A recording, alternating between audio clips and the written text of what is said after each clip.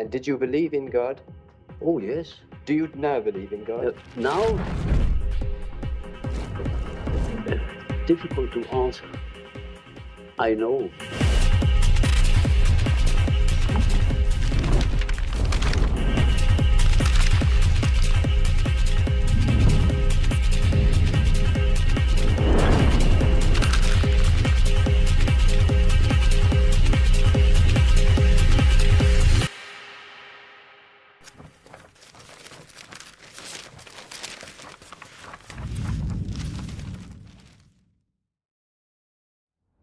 The Carl Jung most people learn about isn't his real self at all. Beneath his psychological theories lie connections far deeper and more occult than many realize. Jung's work initiates the reader into his own hidden worldview. Some scholars suggest like a cult leader. Whether this was intended by him or not will become clearer throughout this documentary. The Red Book, published long after his death, gives more ground to this motive, transmitting its idea in a way that influences the reader without them realizing it. What is this motive? Well, it's not only revealed through Jung's background in religion or his rather interesting bloodline, but also his engagement with figures of worldwide governmental influence. Carl Gustav Jung, the founder of analytical psychology, in retrospect emerges as a kind of double agent, academically and politically. Academically, he positioned himself as an empiricist in order to avoid being disregarded by the scientific community. Though in private he reports, "That other spirit, the spirit of the depths, nevertheless forces me to speak, beyond justification. He took away my belief in science." Politically, he became the president of the German Society for Psychotherapy in 1933. Jung replaced his prior president, who resigned because of the Nazi regime. Thus, Jung became the editor of the National Journal in the same year. Its December edition included praise and a dedication to Hitler, written by Hermann Göring's elder cousin. Jung writes in the Red Book, "Have you ever noticed that the Jew himself lacks something? One in his head, another in his heart, and he himself feels that he lacks something." One might be quick to assume that he himself was a Nazi, though this is not the case at all. As the director of the CIA, Alan Dulles, stated, "Nobody will ever know how much Professor Jung contributed to the Allied cause during the war by seeing people who were connected somehow with the other side." Jung was assigned the designation of Agent 488. Though Jung had supported America in its efforts against Germany, he held particularly negative views of the US and described its culture as herd-like. Thus, calling him a double agent is not intended to bear a negative undertone. He did discuss the fact that he had a number 1 and number 2 personality. Double agent is, if not a little interpretively, highlighting how the man operated as an individual. He did so academically, playing both the role of a scientist and that of a Gnostic. And he did so politically, judging some of Germany's early cultural ideals as positive, though seeing it necessary to become Agent 488 for the US. He never gave himself to either, not US nor Germany, neither Gnostic nor scientist. Nonetheless, there are in fact many shocking events and some rather interesting connections that might appear questionable to one or the other viewer. We will attempt to present these themes objectively without any personal prejudices. Certain motivations and experiences emerge from Jung's unconscious, driving him to operate in curious ways. We will argue that there are unexplainable or even mystical driving factors that are entirely original to his unconscious, but that there are also some that at least appear to originate from real events throughout his life. Jung's first ever dream was terrifying and served as the foundation to his whole career. PhD Lynn Brunette suggests that this could have been caused by spurious Masonic ritual abuse, including some elements of Albert Pike's Morals and Dogma. And while this claim seems outlandish at first, close reading of Jung's experiences, in direct comparison to spurious or invalid Masonic material, as well as Morals and Dogma, does reveal striking similarities. This theory, in fact, begins to appear not so outlandish when studying Jung's family. The foundation for the suggestion that his first dream could have been caused by ritual abuse lies within the fact that a kind of spurious or invalid Egyptian Freemasonry was incorporated into the order to which Jung's grandfather belonged. In fact, he was the Grand Master of the United Swiss Society of Freemasonry. The rite introduced to his order was the Beneficent Knights of the Holy City, the highest grade in the Schottisch Rectifizierten Ritus, rectified Scottish Rite. It is important to note that this kind of spurious Egyptian Freemasonry is understood to be questionable by some Masons. The This is speculative, and understanding this theory requires close familiarity with the material that we are about to present in this documentary. The idea that Jung underwent ritual abuse is the speculative part. However, all the information leading up to this suggestion is real, and certainly requires its own video. Regarding Brunet's theory, we will quote and deal with Jung's first dream later, present a few of the exact similarities between Freemasonry and some stories within the Red Book / Black Books which Brunet has documented, as well as we will discuss his family's engagement with Masonry and the occult. This documentary is, in general, more concerned with presenting a full picture of Jung's life and his double nature, specifically highlighting the details that you'd rarely encounter unless you went ahead and read all the sources yourself. It will present the necessary material for the viewer to find his own answer to the following question. Did Jung, specifically when it comes to certain indications in the Red Book, operate the way he did, consciously or partially unconscious, whilst trying to reconcile his motivations? So, was he fully aware of the similarities that Brunet points out, or partially unaware? Similarly formative to Jung's first dream is the fact that he was sexually assaulted by a man at about the age of 18. He stated that this influenced his complex feelings toward Freud within the Freud and Jung letters on page 95. We'll elaborate on this later. Sigmund Freud, the founder of psychoanalysis, is by some suggested to have been surpassed by the one he mentored, Carl Jung.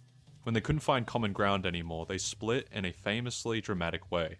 Jung had an interest in certain spiritual tribes, medieval alchemists, and the occult. He was on his quest to rationalize what most considered irrational, while this rigorously sustaining his reputation as an empiricist. This is what is widely known. However, beginning even in his early life, his experiences are far from that of a classic scientist. To some, he'd almost fit the description of a witch doctor. His family, mainly his mother's side, was deeply engaged in spiritualism and mediumship, which put him near unusual spirituality at an early age. Together with his father being a dogmatic Protestant pastor with whom Jung had issues, he felt impelled to distance himself from having faith only, by which his father lived. Instead, he deeply desired proof. This issue with his father's overly dogmatic worldview and his mother's strange spiritual background would, together with other factors, inspire Jung to spend the rest of his life laboring towards gnosis, to know truth, to know God. So, who really was Carl Jung's God? Most people don't know, and because they don't, they misinterpret who Jung was.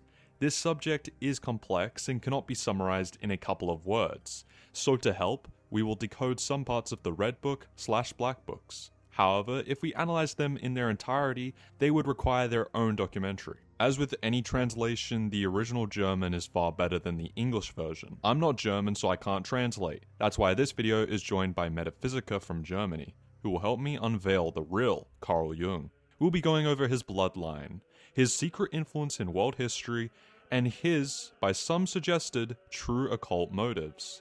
To understand Jung's development, we should first take a look at his early life, seeing all the personified symbols that he was surrounded by, which would shape him, being born in an atmosphere of pure high-class European occultism. This documentary consists of 7 chapters and a final conclusion at the end. We did not use any AI whilst producing this video. This project emerged from years of study and thousands of pages of reading. We will show an index of all the books that we've used here at the very end. Make sure to go follow us on Twitter and Instagram. We're also going to start streaming soon, so look out for that. You are never going to find content like ours anywhere else on the internet again, so subscribe and go support us on Patreon. It's linked in the description and pinned comment. Jung descends from a very interesting family. The Jung family on his father's side traces itself to Mainz, Germany, as its earliest supposed ancestor lived there in the 1600s. Our Carl Jung, the psychologist, shared the same exact name with this ancestor, Dr. Carl Jung. This Catholic physician Dr. Jung was, according to the 20th century Jung, well acquainted with the works of the Rosicrucian Michael Meyer and Paracelsus Gerhard Dorn. Dorn dealt, in Jung's view, more with the process of individuation than any of the other alchemists. Thus, his ancestor in the 1600s would have read the works that would make the Jung we know today the sensation that he became, and going back to Meyer, this Dr. Jung would have known those works of the Rosicrucians, or in German Rosenkreuzer. Both Michael Meyer, who was something of a local celebrity, and Gerhard Dorn were his contemporaries and lived in Frankfurt. This is important because Mainz neighbors Frankfurt. His profession as a physician is no less important, just exactly that profession that is so central to the Rosicrucian movement. Would he have met them? We will never know for certain, but the conditions were certainly perfect, having the archetypal profession living at the same time and in the same place. In any case, he was definitely very familiar with the works of Paracelsus.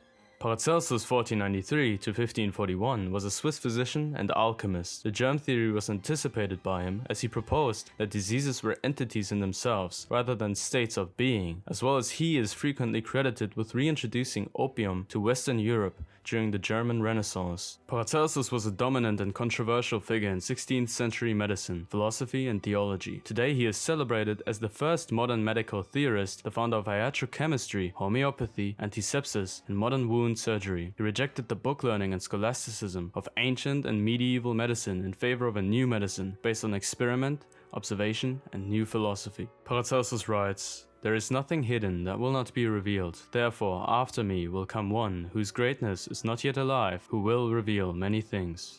In 1942, Jung published his Paracelsica, zwei Vorlesungen über den Arzt und Philosophen Theophrastus, in which he boldly declared that the Swiss alchemist Paracelsus had anticipated the findings of 20th century psychoanalysis. I had long been aware that alchemy is not only the mother of chemistry, but is also the forerunner of our modern psychology of the unconscious. Thus Paracelsus appears as a pioneer not only of chemical medicine, but of empirical psychology and psychotherapy. Jung felt that alchemy was not only the precursor to the modern psychology of the unconscious, but also a bridge in the history of ideas between his own thought and the religion of the Gnostics. Thus he spoke of Paracelsus as a man whose soul was intermingled with a strange spiritual current which, issuing from immemorial sources, flowed beyond him into a distant future. Gerd Heim wrote that no modern authority prior to Jung had been able to decipher the abstruse and obscure vocabulary of the psychology of Paracelsus. The supreme reason for medicine is love. Paracelsus, Book of Hospitals.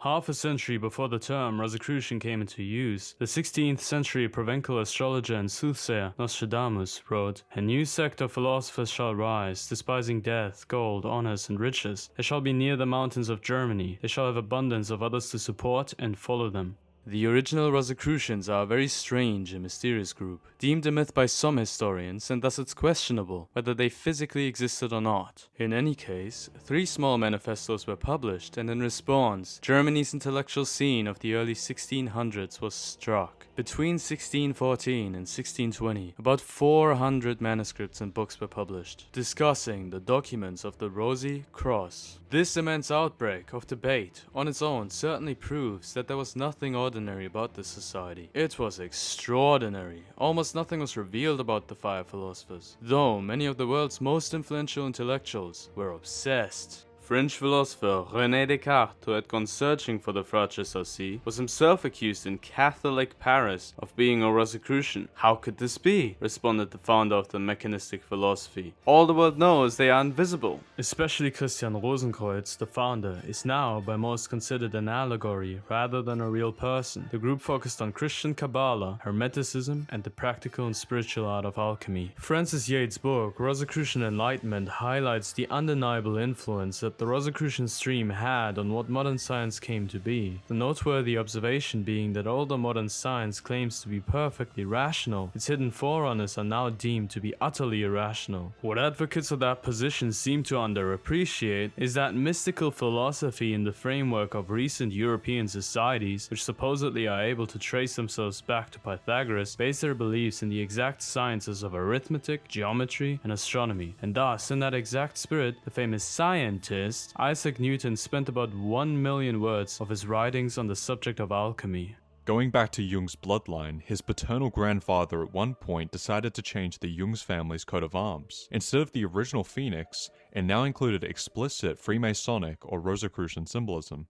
It's curious that even prior to this revision, even before Masonry obviously played a part in the design of the coat of arms, whether intended or not, the old design already included a particularly interesting symbol, the phoenix. We can at least point out that this symbol is an interesting piece in the puzzle that is Jung's background, even if it was unconsciously placed in the coat of arms.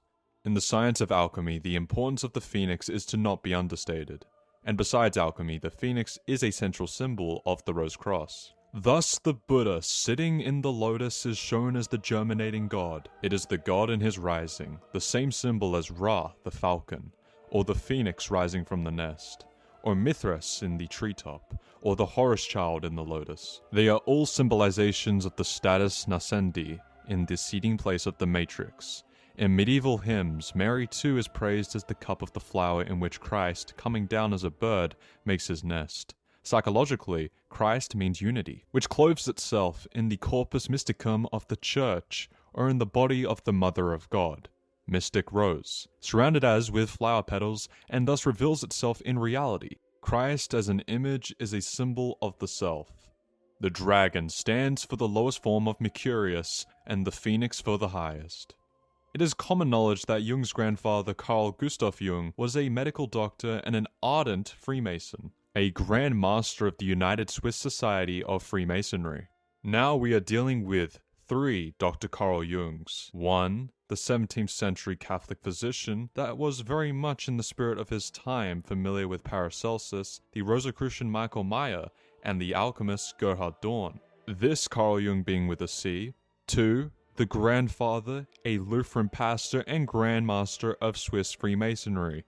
Again, Carl Jung but with a K. And finally, our 20th century psychologist with Gnostic tendencies, Carl. Jung was assigned the name Carl with a K, however, at birth, but decided to change it to Carl with a C during his university years. The uncle to Jung's grandfather was Johann Sigismund Jung, born 1745, and supposedly a member of the Illuminati, as well as a Bavarian chancellor.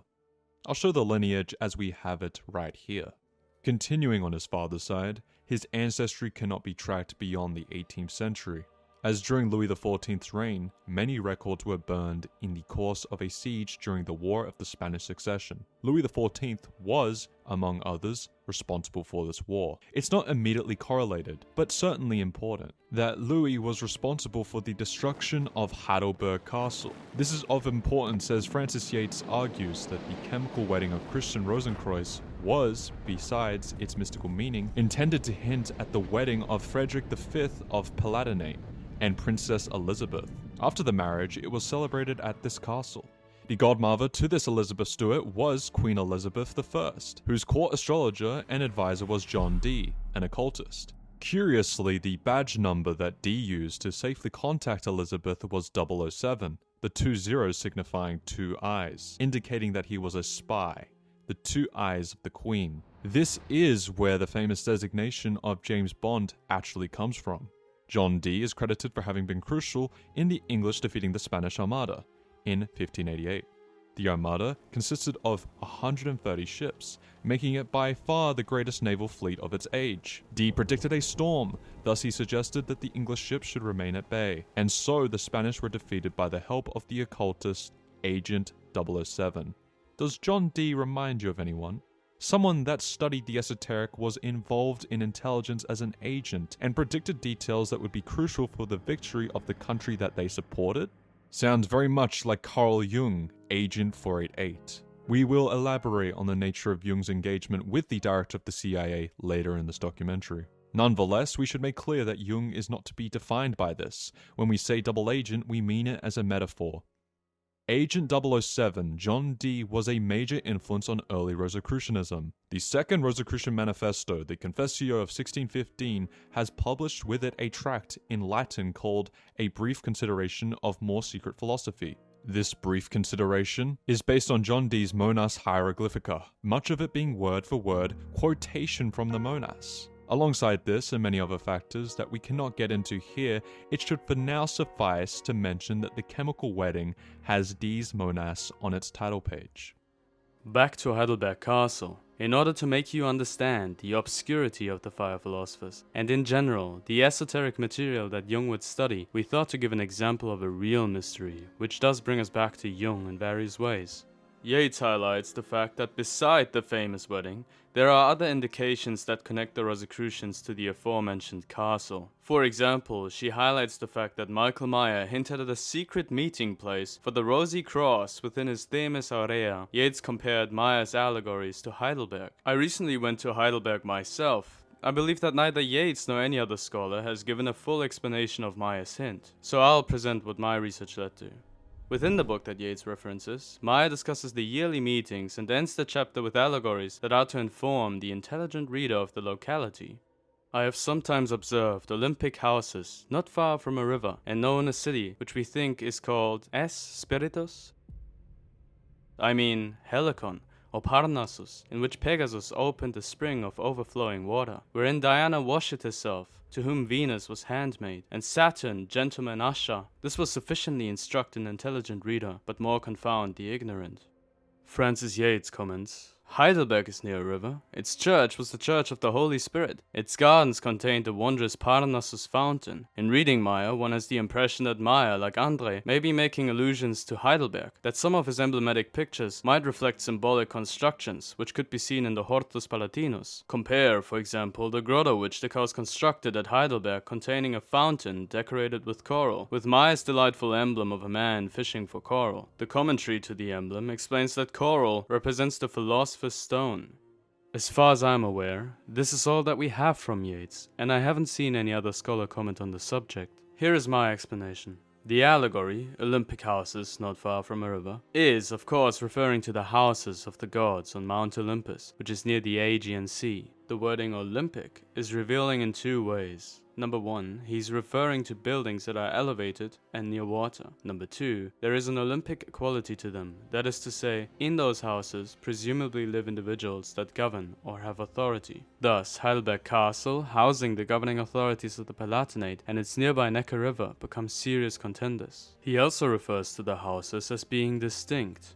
Observed Olympic houses, not far from a river, and known a city. This confirms elevated buildings and a separate city, which we think is called Spiritus. We can assume that the S stands for Sanctus. Yates points out that there is the Church of the Holy Spirit in Heidelberg. Meyer jumps to the next allegory. Helicon or Parnassus. Is presumably announcing that what follows is the closest we get to a direct reference to something in the real world. Helicon or Parnassus. These are two mythological mountains, and curiously, the Hortus Palatinus, Heidelberg Castle's garden, contains a Parnassus fountain. In the same garden is another fountain with a mountain, on which lays an old man, Father Rhine, associated with Neptune. So now we have two fountains, with each a mountain, the Father Rhine one being the largest. Behind them is an entrance to a grotto. Meyer mentions a Saturn gentleman usher, and an usher is by definition one who serves as official doorkeeper. Historically, a gentleman usher was someone who oversaw a nobleman's servants, or one who guarded the door to whichever room the king was in. This confirms, once again, that we are dealing with people of authority and their grounds. Seeing the allegory in this way, wouldn't that imply that the grotto behind Father Rhine should contain Diana in some way? As Meyer states that the gentleman is an usher to her. You'll find out soon. It is important to note that, in my interpretation, Saturn Usher is not meant to frame Father Rhine as Saturn, but instead Saturn-like. That is, he's old and a mythological father, and in fact the only gentleman, as Meyer describes him, within this allegory and the particular area of the castle's grounds that we are dealing with.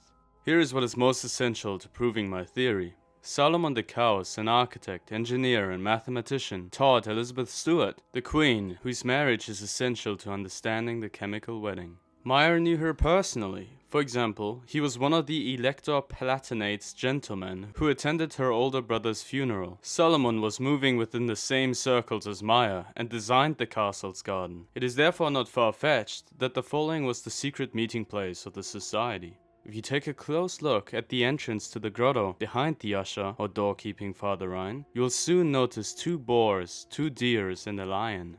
Meyer speaks of Helicon, wherein Diana washed herself. Diana is the Roman goddess of the hunt, associated with boars and stags or deers. Carl Jung analyzed the myth that is referenced here. We will give Jung's interpretation soon. Now, what is behind the entrance? Its name, Great Grotto, as it says here near the entrance, already conjures the image of an opening like that of Hippocrene on Mount Helicon, which Pegasus struck with his hoof, wherein Diana washed herself, according to Meyer. You should remember that Father Rhine, the figure that is depicted in front of the entrance, is associated with Neptune. Neptune is the Roman equivalent of Poseidon. Poseidon is the father of Pegasus.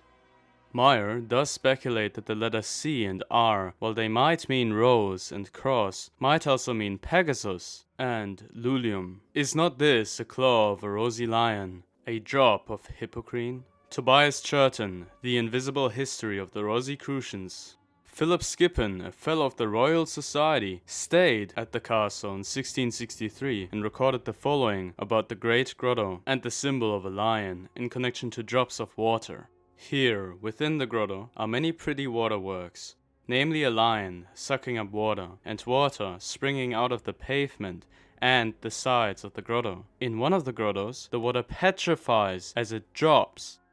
Sounds very much like Maya's rosy lion and drop of Hippocrene.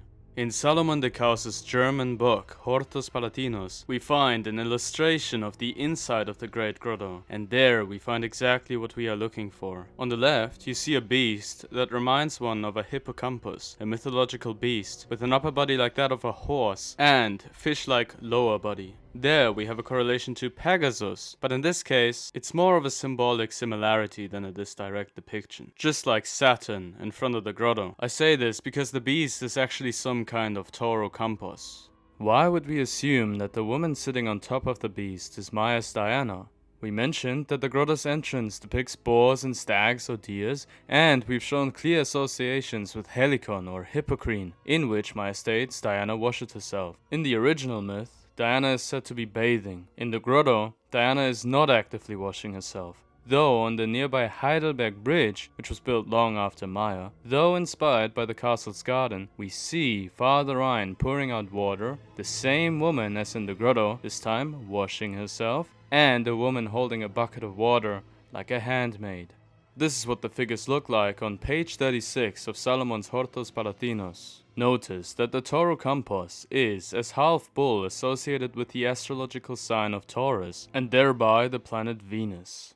This may well explain why Maya mentions Venus as a handmaid to Diana, as we do see another woman present, presumably as a kind of helper, throughout all of these depictions. On the other hand, Diana is associated with the moon. Notice that the idea of her being present within some secret place already bears a symbolically rich meaning.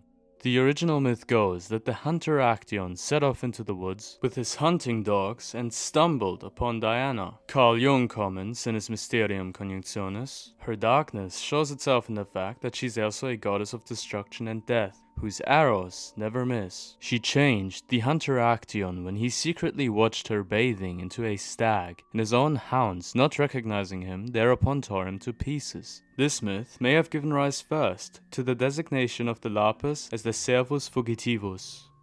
Notice that Actaeon is being transformed into a stag, or deer. This should remind you of the entrance to the grotto. In alchemy, the stag represented self-rejuvenation, the horn symbolized pride, and the hair worldliness. It was believed that when a stag swallowed a poisonous snake, it would drink water to eject the poison, then cast its horns and hair, thereby becoming renewed. Thus, Actaeon signifies the reality of the alchemist, that he may die a symbolic death, cast his pride and worldliness, and finally rise anew.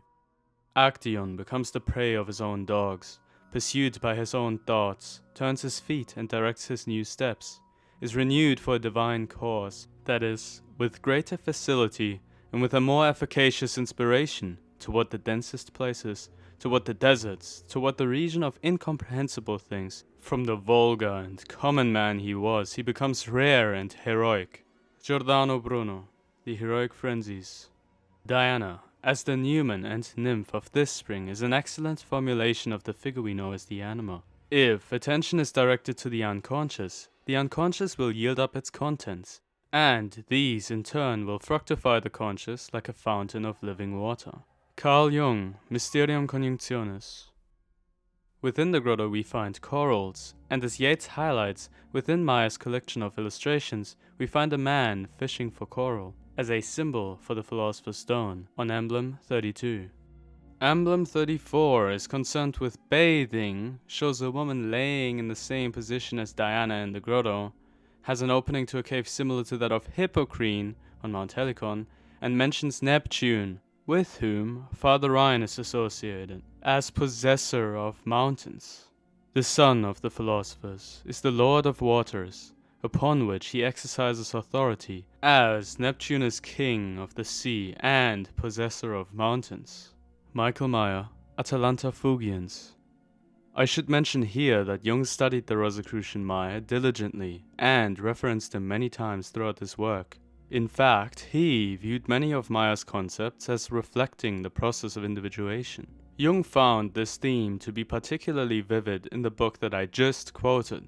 If you take a look at Jung's library, which is available online, you will find that it consists mostly of books authored by those personalities that were crucial to the history and ideas of the Rosy Cross. That is, they were not just coexisting with it or vaguely inspiring the movement. Most of them were either essential to the forming of it or directly participating in it.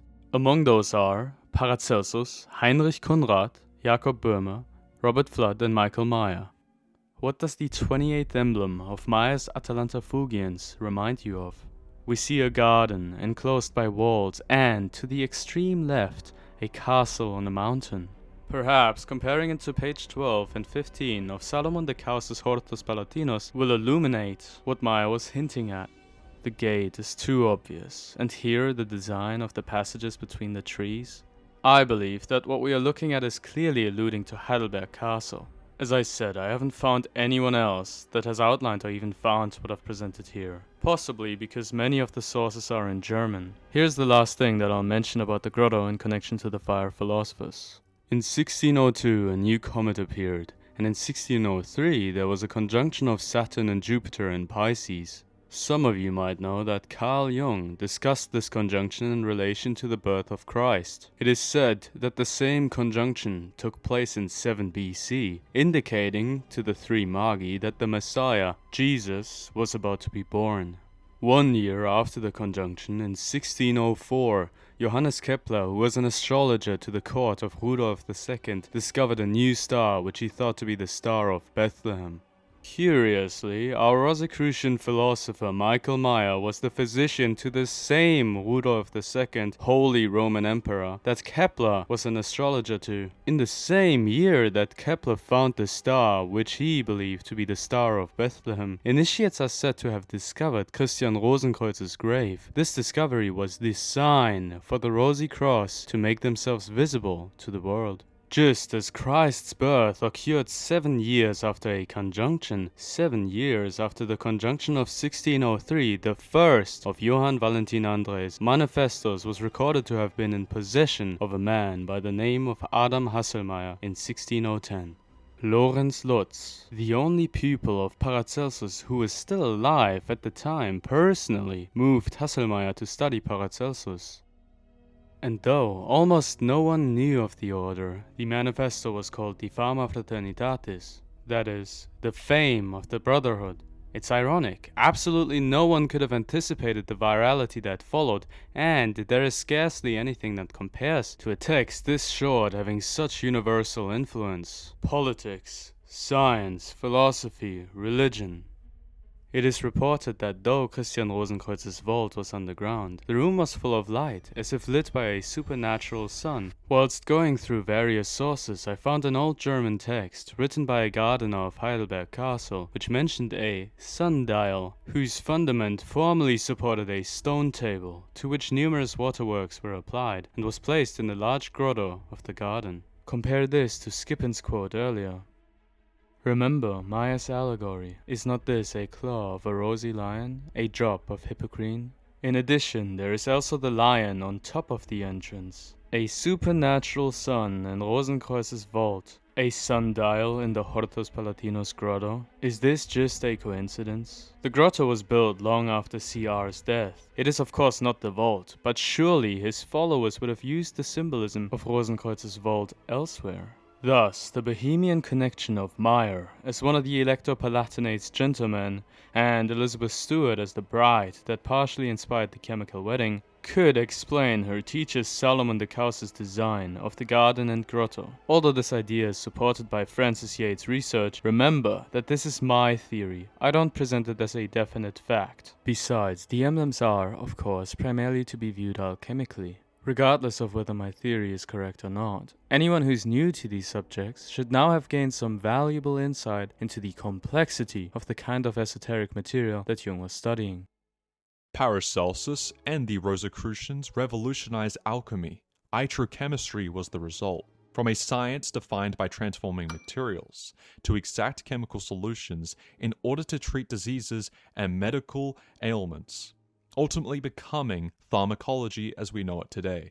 This progression is, in a way, similar to Carl Jung's translation of alchemy into psychology in order to treat mental ailments. In fact, Heidelberg Castle was essential for iatrochemistry, as its court supported Paracelsian physicians. Today, there is a famous pharmacy museum below the castle.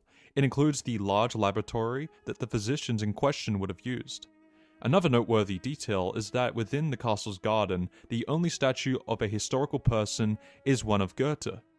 There is also a poem dedicated to Goethe on one of the castle's walls, written by Marianne Willimer, a lover of Goethe's. The last section reads out, "Enclose me now, you invisible barriers, within the magic circle which surrounds me. Sink willingly, senses and thoughts. Here I was happy, loving and beloved."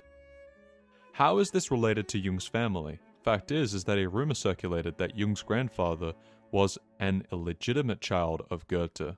Jung seems to have positively entertained this rumor early on in his life, while later he seemed to refrain from it, calling it annoying. Nonetheless, he reports that this was considered virtually an established fact. My grandfather says not a word about it in his diaries, however. The only historical fact is that Jung's great-grandmother, Sophie Ziegler, was friendly with Lotte Kessner. Lotte's aunt was also called Lotte. Goethe was in love with her aunt. However, she was engaged, and while treating him with warmth, did not return his love. In turn, Goethe wrote The Sorrows of Young Werther, and named the woman with whom Werther was in love, Lotte. Jung recounts that her niece frequently came to see my grandfather, and that she settled in Basel, no doubt because of these close ties with the Jung family. Johann Wolfgang von Goethe, an initiated Freemason, is the author of the famous drama Faust. Jung thought of Goethe as the archetypical expression of the German cultural soul.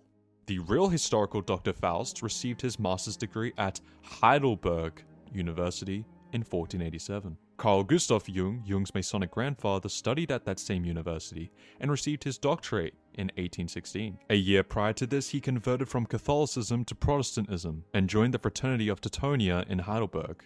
Here, in the physical world, if you, have never been to Heidelberg and now want to describe Heidelberg, you go there, don't you?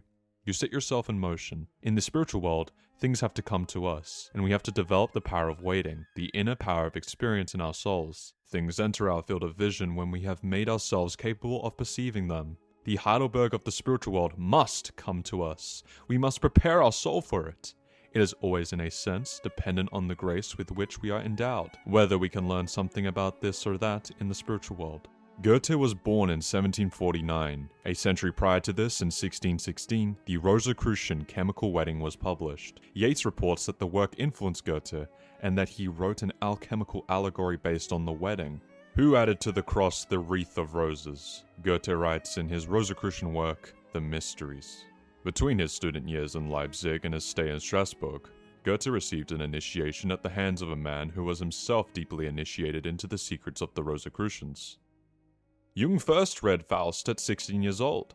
The work stands as one of the most influential that Jung has ever read. Students in Basel, Switzerland all read it as part of the gymnasium's curriculum. Goethe's Faust, in Jung's interpretation, is a text filled with alchemical symbols. Goethe himself had intensely studied alchemy, especially Paracelsus and Basilius Valentinus, as recorded in his autobiography, Poetry and Truth. I diligently studied the different opinions, and as I had often enough heard it said, that every man has his own religion at last. So nothing seemed more natural to me than that I should form mine too. And this I did with much satisfaction. Neoplatonism lay at the foundation. The Hermetical, the Mystical, the Kabbalistic also contributed their share, and thus I built for myself a world that looked strange enough. We turn to the works of Theophrastus, Paracelsus, and Basilius Valentinus, as well as those of Helmont, Starkey, and others, whose doctrines and directions, resting more or less on nature and imagination, we endeavored to see into and follow out. We employed much time on these singularities, and spent the evenings of a long winter, during which I was compelled to keep my chamber, Very agreeably, since we three, my mother being included, were more delighted with these secrets than we could have been at their elucidation. We should mention at this point that a true member of the Rosy Cross usually wouldn't publicly admit to being one himself. Thus, in regards to all the aforementioned figures, we are left with having to study who they associated with. Just as in the case of Maya, who supposedly found it impossible to introduce himself to the Order, and would deny if asked whether he was a member of the original Order. Nonetheless, his associations and the fruits of his labor speak for themselves. And though Carl Jung might have not been a formal member himself, his works are certainly fitting Yeats' concept of the quote-unquote Rosicrucian Enlightenment. Matter of fact, one does not have to be a member, so in order as to participate in the Rosicrucian stream. Jung initially thought his anima/animus theory was wholly original, but later had his attention drawn to the passage in Tristram Shandy where Sterne talks of the two souls in every man living, the one being called the animus, the other the anima.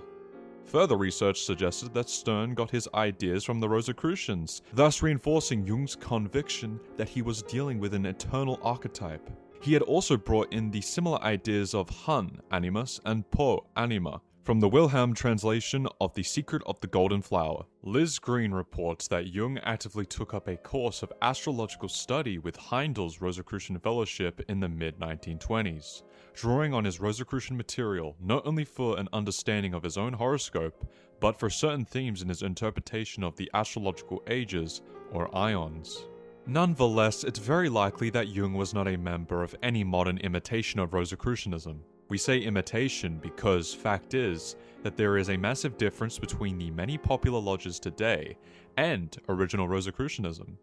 The two are not to be confused. When we say Rosicrucianism, we mean the movement of the 17th century. Besides, it does not matter whether Jung was a member or not. The fact is that he did unconsciously draw his anima and animus theory from the Rosicrucians. In his autobiography, Jung goes on to say the following after having mentioned the 17th century ancestor of the Jung family and his acquaintance with Gerhard Dorn and the Rosicrucian Michael Meyer. In view of the fact that a large part of my life work has revolved around the study of the problem of opposites and especially their alchemical symbolism, all this is not without a certain interest. When I was working on the stone tablets, I became aware of the fateful links between me and my ancestors. I feel very strongly that I am under the influence of things or questions which were left incomplete and unanswered by my parents and grandparents and more distant ancestors. It often seems as if there were an impersonal karma within a family, which is passed on from parents to children. It has always seemed to me that I had to answer questions which fate had posed to my forefathers, and which had not yet been answered. Or as if I had to complete, or perhaps continue, things which previous ages had left unfinished.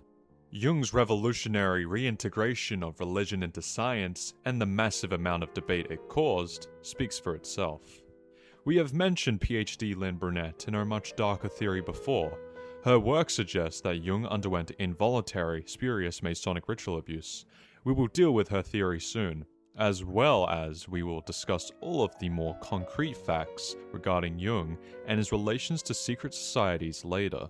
If you'd like to own books that analyze Jung's visions alongside Freemasonic material, we recommend you to take a look at Lynn Burnett's works. They're linked in the description and pinned comment. Any purchase that's done through these Amazon links massively supports our work. Jung had many powerful visions and dreams during his childhood, and he later regarded them as the foundation of his psychological work. As we've quoted before, the anima and animus theory originated directly from the Rosy Cross. Jung's psychological theories are, by association, deeply tied to the fire philosophers, one of those theories being the concept of individuation, as Jung had stated himself, in relation to the Paracelsist Gerhard Dorn. The prima materia is the root within which the many potentialities of the unconscious lie. The starting point of transformation, the raw, undifferentiated psychic content from which individuation begins, and to which the individual returns. This is what is embedded in his work Psychology and Alchemy, and Mysterium Connotationis. The idea of uniting opposites is most fundamental to Jung, per crucem ad rosem, for the fire philosophers. This uniting of opposites raised an issue for Jung when it came to Christianity. Jung speaks of this as he discussed his family coat of arms in Memories, Dreams, and Reflections. The Jung family originally had a phoenix for its arms, the bird obviously being connected with young, youth, rejuvenation. My grandfather changed the elements of the arms, probably out of a spirit of resistance towards his father. He was an ardent Freemason and Grand Master of the Swiss Lodge. This had a good deal to do with the changes he made in the armorial bearings. I mention this point, in itself of no consequence, because it belongs in the historical nexus of my thinking and my life. In keeping with this revision of my grandfather's, my coat of arms no longer contains the original phoenix. Instead, there is a cross azure in chief dexter and in base sinister a blue bunch of grapes in a field dior. Separating these is an estel dior in a fess azure. The symbolism of these arms is Masonic or Rosicrucian. Just as cross and rose represent the Rosicrucian problem of opposites, that is, the Christian and Dionysian elements, so cross and grapes are symbols of the heavenly and chthonic spirit. The uniting symbol is the gold star, the Aurum Philosophorum. His father, being a Protestant pastor, had encouraged Jung to follow his reformed Christian beliefs, taking him to church to participate in communion, at which, Jung had stated, he felt no spiritual connection with God, end quote. Jung's struggle with God, the Father, was shaped by his relationship with his worldly father, whose faith he found unconvincing. Jung saw the effects that the Protestant problem of faith alone posed on him. One of Jung's issues with Christianity came from asking his own father about the Trinity. When asked, Paul Jung stated that he didn't understand it himself, and so left Jung dissatisfied. Jung was clearly intelligent at an early age. He had consumed countless books and was ahead of his peers, already struggling with the riddles of life. As a child, he would cognize the problem of identity. Sitting on a stone in front of his house, he would then begin an imaginary game that went something like this. I am sitting on top of this stone, and it is underneath. But the stone could also say, I, and think, I am lying here on this slope, and he is sitting on top of me. The question then arose, am I the one who is sitting on the stone, or am I the stone on which he is sitting? This question always perplexed me, and I would stand up wondering who was what now. This, unknowingly, was a realization of the instability of identity, that the I is not fixed. This of course influenced his later psychological work. It is also hinted at a split personality that Jung would later refer to as his number 1 and number 2 personalities. However, Jung emphasized in Memories, Dreams, and Reflections that it should be seen as nothing to do with a split or a dissociation in the ordinary medical sense. On the contrary, it is played out in every individual. Jung did struggle with something unusual, that being a kind of psychism and certain visionary experiences, which may have been partially caused by his mother's unordinary psychological and spiritual disposition. Her diary recorded experiences with precognition, ghosts, and supranormal phenomena. Jung recalled that at night, his mother became strange and mysterious. He said that one night he saw a faintly luminous and indefinite figure coming from her room, with a head detached from the neck, and floating in the air in front of the body. Her family was engaged in spiritual seances, especially her father, Jung's maternal grandfather, Samuel Pricework. Jung's interest in seances began when he learned that his maternal relatives were practicing them and that they had a young medium in the Pricework family, Helene Pricework. Being curious about this, Jung started attending their sessions. The seances included events like table moving, knocking sounds, and supposed spirit communications. Jung started to wonder whether these phenomena were connected to his own childhood experiences. During these seances, Helene sometimes spoke in voices she had never heard before. One is recounted by many different biographies, the voice that belonged to Samuel Pricework. The people present considered it his spirit speaking through her. She spoke in High German instead of her usual Basel dialect, and afterwards could remember little of what she had said during the session, except that she was convinced the spirits of the dead had spoken through her mouth, quoted from Jung's biography by Frank McLynn. During another session, Samuel Pricework had come through her again as what she was convinced was a spirit, as which he urged to set up a national home for Jews in Palestine and then convert them to Christianity. This is contradictory to how Samuel Pricework, the antithesis of Basel, was. He presumably wasn't someone who took much interest in converting Jews, the president of the company of pastors in the local Swiss Reformed Church, but in fact an ardent Zionist, an early one. He was one of the forerunners of Zionism, a proto-Zionist. He was fascinated with Jewish history, culture, and believed that Hebrew is the language of heaven. Jung reasoned that the voice that was coming out of Helene was merely psychological projections, expressions of her unconscious, resulting from the many memories of her grandfather. Helene was the 11th child of Jung's uncle Rudolf Preiswerk. To preserve some anonymity, Helene Preiswerk appears in Jung's dissertation, The Psychology and Pathology of So-Called Occult Phenomena, as Miss S.W. In Jung's biography, Macklin mentions that Helene had faked some of the events during the seances. Quote, "The situation became clear to Jung. His cousin was in love with him and had fabricated the evidence for the supernatural, having acutely divined his passion for the occult and his will to believe. Rather than dismissing everything as a fraud, though initially disappointed, he believed the medium was expressing a secondary or number 2 personality, a split of her own psyche. This became a very foundational insight for his thesis, showing that such occult phenomena was, supposedly, really psychological, events arising from the unconscious. It was crucial to Jung's later work in that he presumed that the psyche can act on its own. This helped Jung immensely when he took on his career as a psychologist. Jung had now observed that all things occult could offer great insight into the psyche. The following paranormal events were of particular importance to Jung and noticeably influenced his career.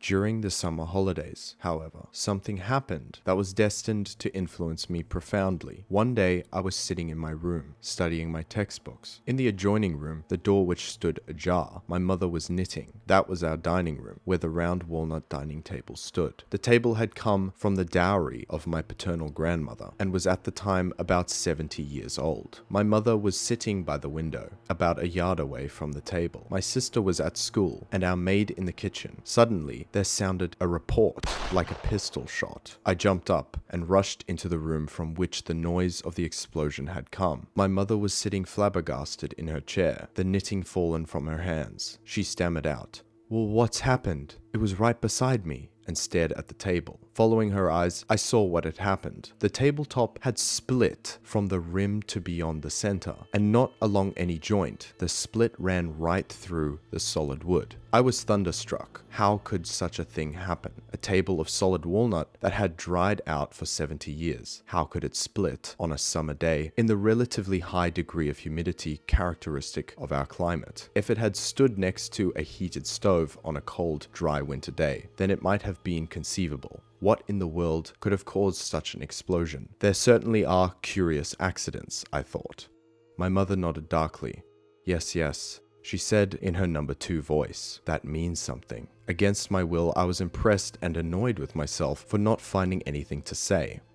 Some 2 weeks later, I came home at 6 o'clock in the evening and found the household, my mother, my 14-year-old sister, and the maid in a great state of agitation. About an hour earlier, there had been another deafening report. This time, it was not the already damaged table. The noise had come from the direction of the sideboard, a heavy piece of furniture dating from the early 19th century. They had already looked all over it, but had found no trace of a split. I immediately began examining the sideboard and the entire surrounding area, but just as fruitlessly. Then I began on the interior of the sideboard. In the cupboard containing the bread basket, I found a loaf of bread, and beside it, the bread knife. The greater part of the blade had snapped off in several pieces. The handle lay in one corner of the rectangular basket, and in each of the other corners lay a piece of the blade. The knife had been used shortly before, at 4 o'clock tea, and afterward put away. Since then, no one had gone to the sideboard. The next day, I took the shattered knife to one of the best cutlers in the town. He examined the fractures with a magnifying glass and shook his head. "This knife is perfectly sound," he said. "There is no fault in the steel. Someone must have deliberately broken it piece by piece. It could be done, for instance, by sticking the blade into the crack of the drawer and breaking off a piece at a time, or else it might have been dropped on stone from a great height. But good steel can't explode. Someone has been pulling your leg."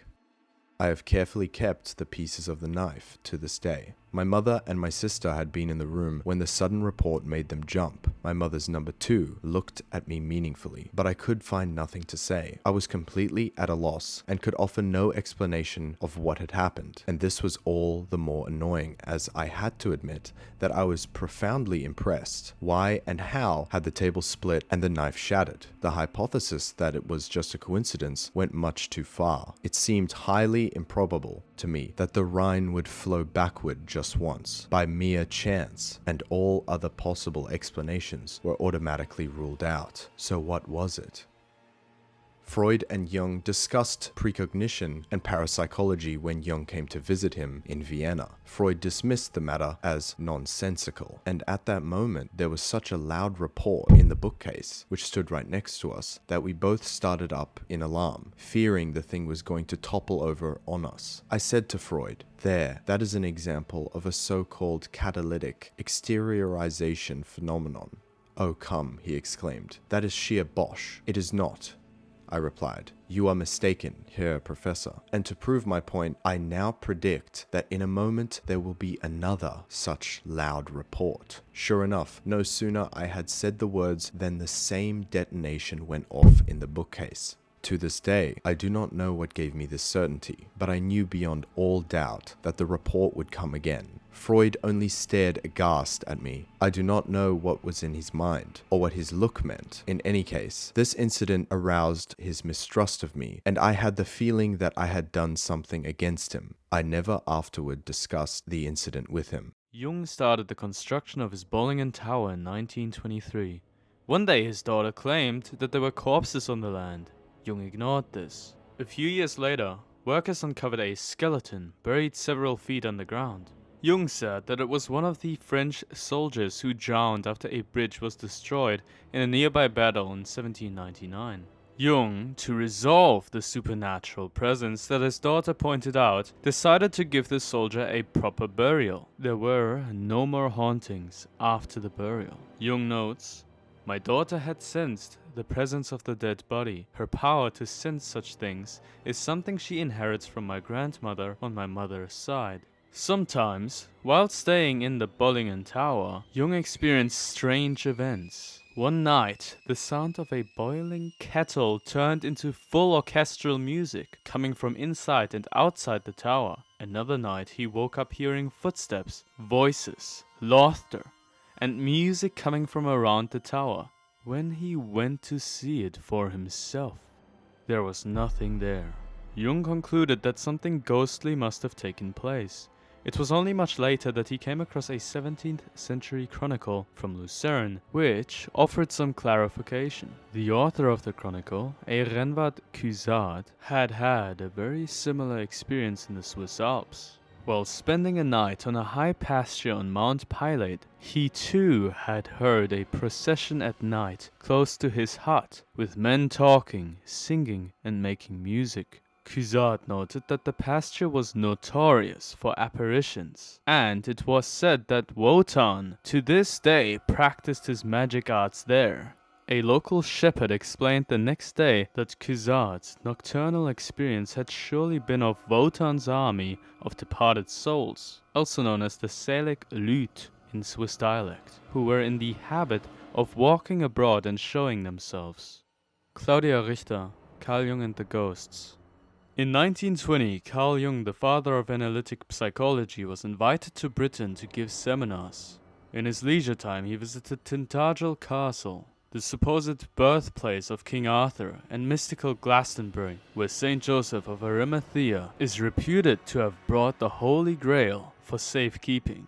Jung's intuitive mind had been open to the paranormal from a very early age. In Britain, he was in a land steeped in history and in ghosts. Vivian Crowley, Jung in England.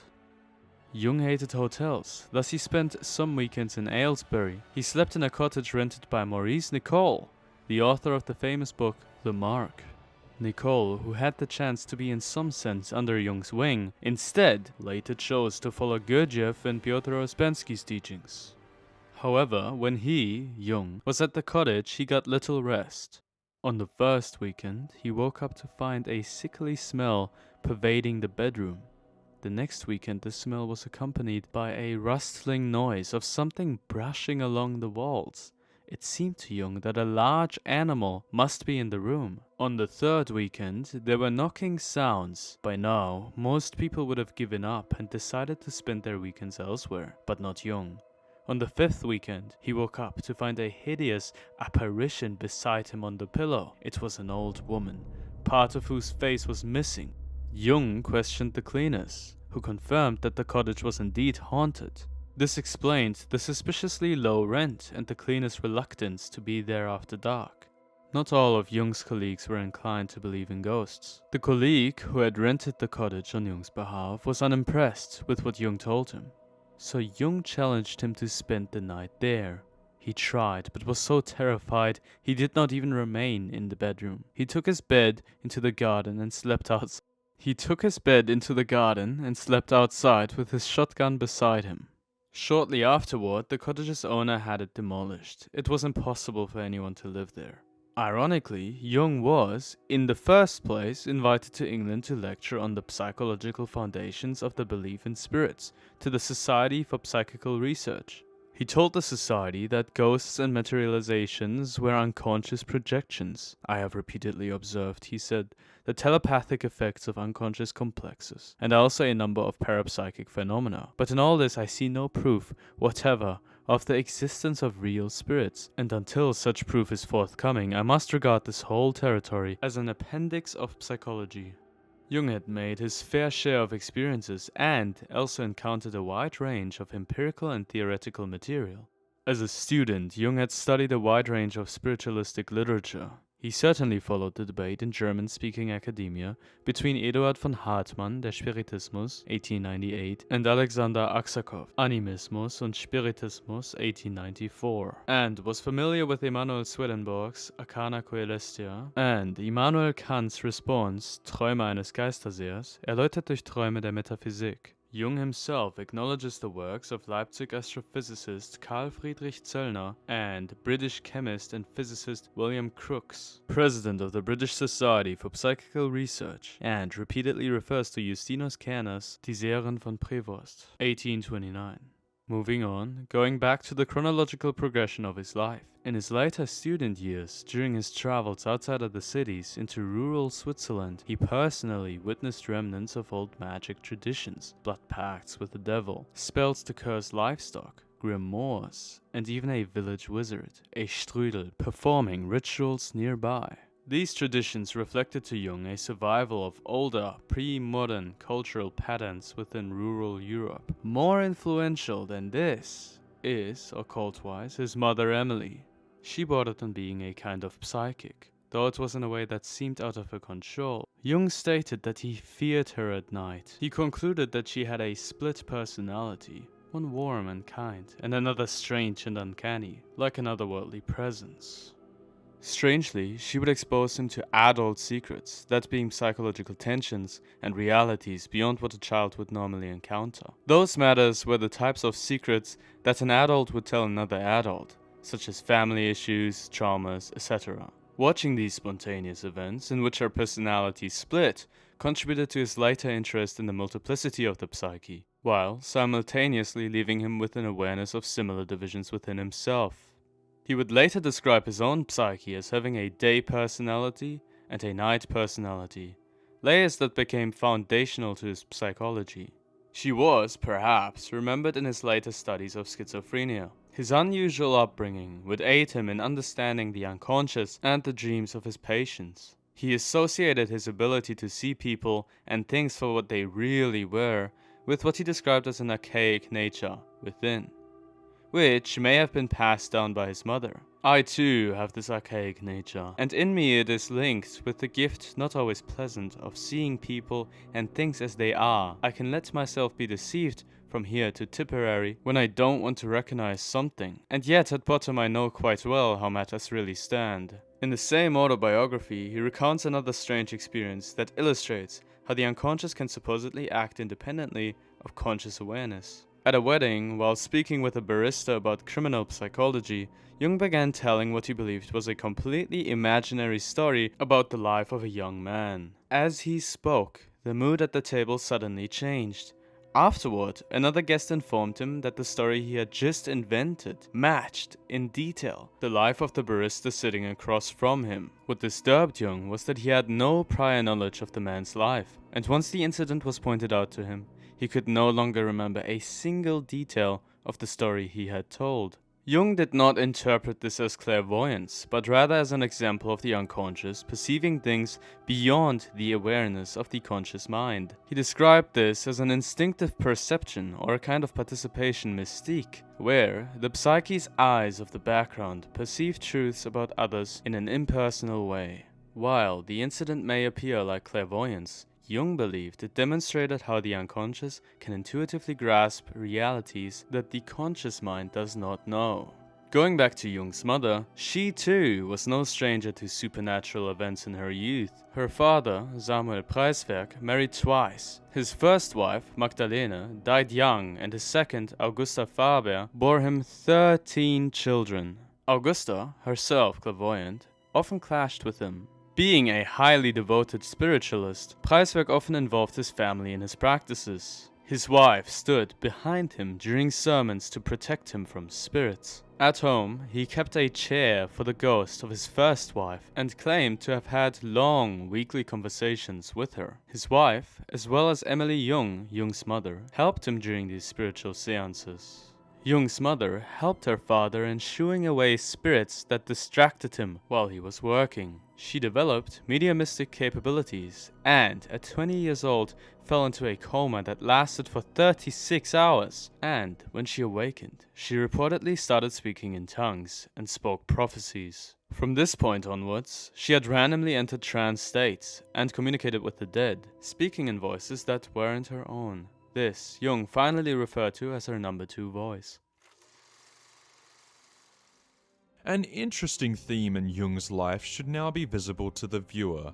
From as early as he'd remember, he had been thrown into the ancient intellectual struggle between pretentious spiritualism and harsh dogmatism. Jung's questioning nature led him to take on the more serious opponent between spiritualism and dogmatism, that is, Christian dogmatism. He was on the search for intellectual holes in Protestant and, more importantly, Catholic Christianity. Curiously, the struggle with Catholicism has been a common issue in Switzerland, or in general the collective Central European mind since medieval times. The Catholic elite, the Jesuits, now face a sort of religious phobia in Switzerland, evident in the Jesuits having been expelled from said country in 1773 for almost 100 years. This left a cultural mark and would also affect Jung.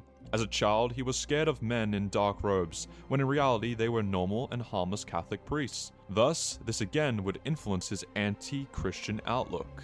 While later in his life he seems more neutral or objective, this cultural Catholic trauma is an undeniably important influence to be noted, that being on top of Jung's disappointment with his father's intellectually weak Protestant position. Most archetypically, the earliest dream that he was able to remember, which occurred when he was about 4 years old, revealed to him the kind of traumatic collective anti-Jesuitism that we mentioned before. The following dream is so obscure and must be acknowledged as bordering on the impossible that it is almost impossible to appear in a 4-year-old psyche without any prior direct experience or knowledge of the themes discussed. This is precisely why PhD Lynn Burnett, in her book Answer to Jung, suggests that this memory stands as one of the many major indications that Jung might have been ritually abused before the age of 4. I had the earliest dream I can remember, a dream which was to preoccupy me all my life. I was then between 3 and 4 years old. The vicarage stood quite alone near Laufin Castle, and there was a big meadow stretching back from the sexton's farm. In the dream, I was in this meadow. Suddenly, I discovered a dark, rectangular, stone-lined hole in the ground.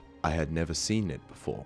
I ran forward curiously and peered down into it. Then I saw a stone stairway leading down. Hesitantly and fearfully, I descended. At the bottom was a doorway with a round arch, closed off by a green curtain. It was a big, heavy curtain of worked stuff like brocade, and it looked very sumptuous. Curious to see what might be hidden behind, I pushed it aside. I saw before me in the dim light a rectangular chamber about 30 feet long. The ceiling was arched and of hewn stone. The bore was laid with flagstones, and in the center a red carpet ran from the entrance to a low platform. On this platform stood a wonderfully rich golden throne. I am not certain, but perhaps a red cushion lay on the seat. It was a magnificent throne, a real king's throne in a fairy tale. Something was standing on it which I thought at first was a tree trunk 12 to 15 feet high and about 1.5 to 2 feet thick. It was a huge thing, reaching almost to the ceiling, but it was of a curious composition. It was made of skin and naked flesh, and on the top there was something like a rounded head with no face and no hair. On the very top of the head was a single eye, gazing motionlessly upward. It was fairly light in the room, although there were no windows and no apparent source of light. Above the head, however, was an aura of brightness. The thing did not move, yet I had the feeling that it might at any moment crawl off the throne like a worm and creep toward me. I was paralyzed in terror. At that moment, I heard from the outside and above me my mother's voice. She called out, "Yes, just look at him. That is the man-eater." That intensified my terror still more, and I awoke sweating and scared to death. For many nights afterward, I was afraid to go to sleep because I feared I might have another dream like that. This dream haunted me for years. Only much later did I realize that what I had seen was a phallus, and it was decades before I understood that it was a ritual phallus. I could never make out whether my mother meant, "This is the man-eater," or "That is the man-eater." In the first case, she would have meant that not Lord Jesus or the Jesuit was the devourer of little children, but the phallus. In the second case, that the man-eater in general was symbolized by the phallus, so that the Dark Lord Jesus, the Jesuit, and the phallus were identical. The abstract significance of the phallus is shown by the fact that it was enthroned by itself, ithyphallically, Greek for upright. The hole in the meadow probably represented a grave. The grave itself was an underground temple whose green curtain symbolized the meadow. In other words, the mystery of earth with her covering of green vegetation. The carpet was blood red. What about the vault? Perhaps I had already been to the Munot, the citadel of Schaffhausen. This is not likely, since no one would take a 3-year-old child up there, so it cannot be a memory trace. Equally, I do not know where the anatomically correct phallus can have come from. The interpretation of the orificium urethrae as an eye, with the source of light apparently above it, points to the etymology of the word phallus, Greek, shining, bright. At all events, the phallus of this dream seems to be the subterranean god, not to be named, and it such remained throughout my youth, reappearing whenever anyone spoke too emphatically about Lord Jesus. Lord Jesus became quite real for me, never quite acceptable, never quite lovable, for again and again I would think of his underground counterpart, a frightful revelation which had been accorded me without my seeking it. The Jesuits' disguise cast its shadow over the Christian doctrine I had been taught. If this really was a distorted memory of a ritual that Jung had undergone, the intention of the supposed abuser seems to have been to invert Jung's mental image from Jesus as a god of light to Jesus as a terrifying god of the underworld and darkness. And this theme would, of course, manifest most intensely again when Jung began documenting his similar but way more vivid experiences in the Red Book. We should make clear that Jung would have probably disliked the ritual abuse theory. Nonetheless, we find it important to outline. We should give an explanation of the theory in general before we deal with the dream in particular. As we have warned before, Brunet's final suggestion that Jung underwent ritual abuse remains speculative. Nonetheless, the similarities to Masonry, and specifically the work Morals and Dogma by Albert Pike, in comparison to the Red Book, are striking. Jung couldn't have read Pike's work at the time, as it was only available for Masons. We've formulated the most likely scenarios in 4 questions.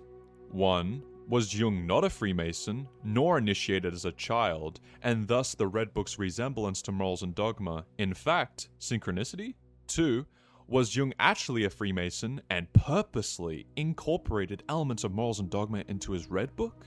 3. Was Jung somehow in possession of Morals and Dogma, and thus actually re-encountered within his Red Book the material that he had read before? And finally, 4. Was Jung initiated by spurious Freemasons drawing from Morals and Dogma's ritual elements, and the Red Book partly an attempt to reconcile ritual initiation paired with some experiences that are original to his unconscious? We don't believe that number 2, he was a Freemason, nor number 3, he possessed Morals and Dogma, are likely. Both of these options rob the Red Book of its complex, visionary nature and make Jung appear ingenuine. We find ourselves at an interesting crossroad. We interpret Jung as being genuine, and the only two scenarios that make him appear genuine are: number one, he was not a Freemason, and Brunet's documented Masonic ritual elements were mystically perceived by Jung and thus synchronicities. Or, number four, he had no memory of being initiated as a child, and was thus within his unconscious occasionally coming across Masonic as well as his own individual material. To ascribe everything as synchronicity would seem kind of reductive, and scenario number one does seem like an easy way out.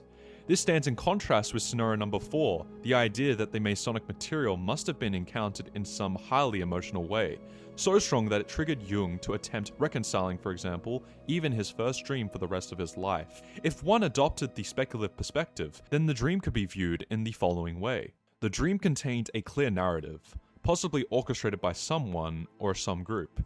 That is, it contained symbols of historical rites in exact detail, which in turn left Jung terrified of Jesuits and Jesus.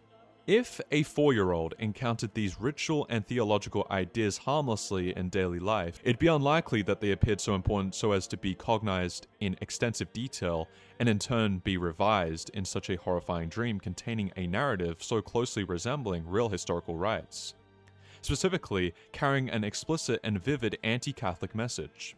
In fact, it does appear like a message, and at least suggests some sort of real-world association with someone who knew much about the tensions between underground rites and the Jesuits.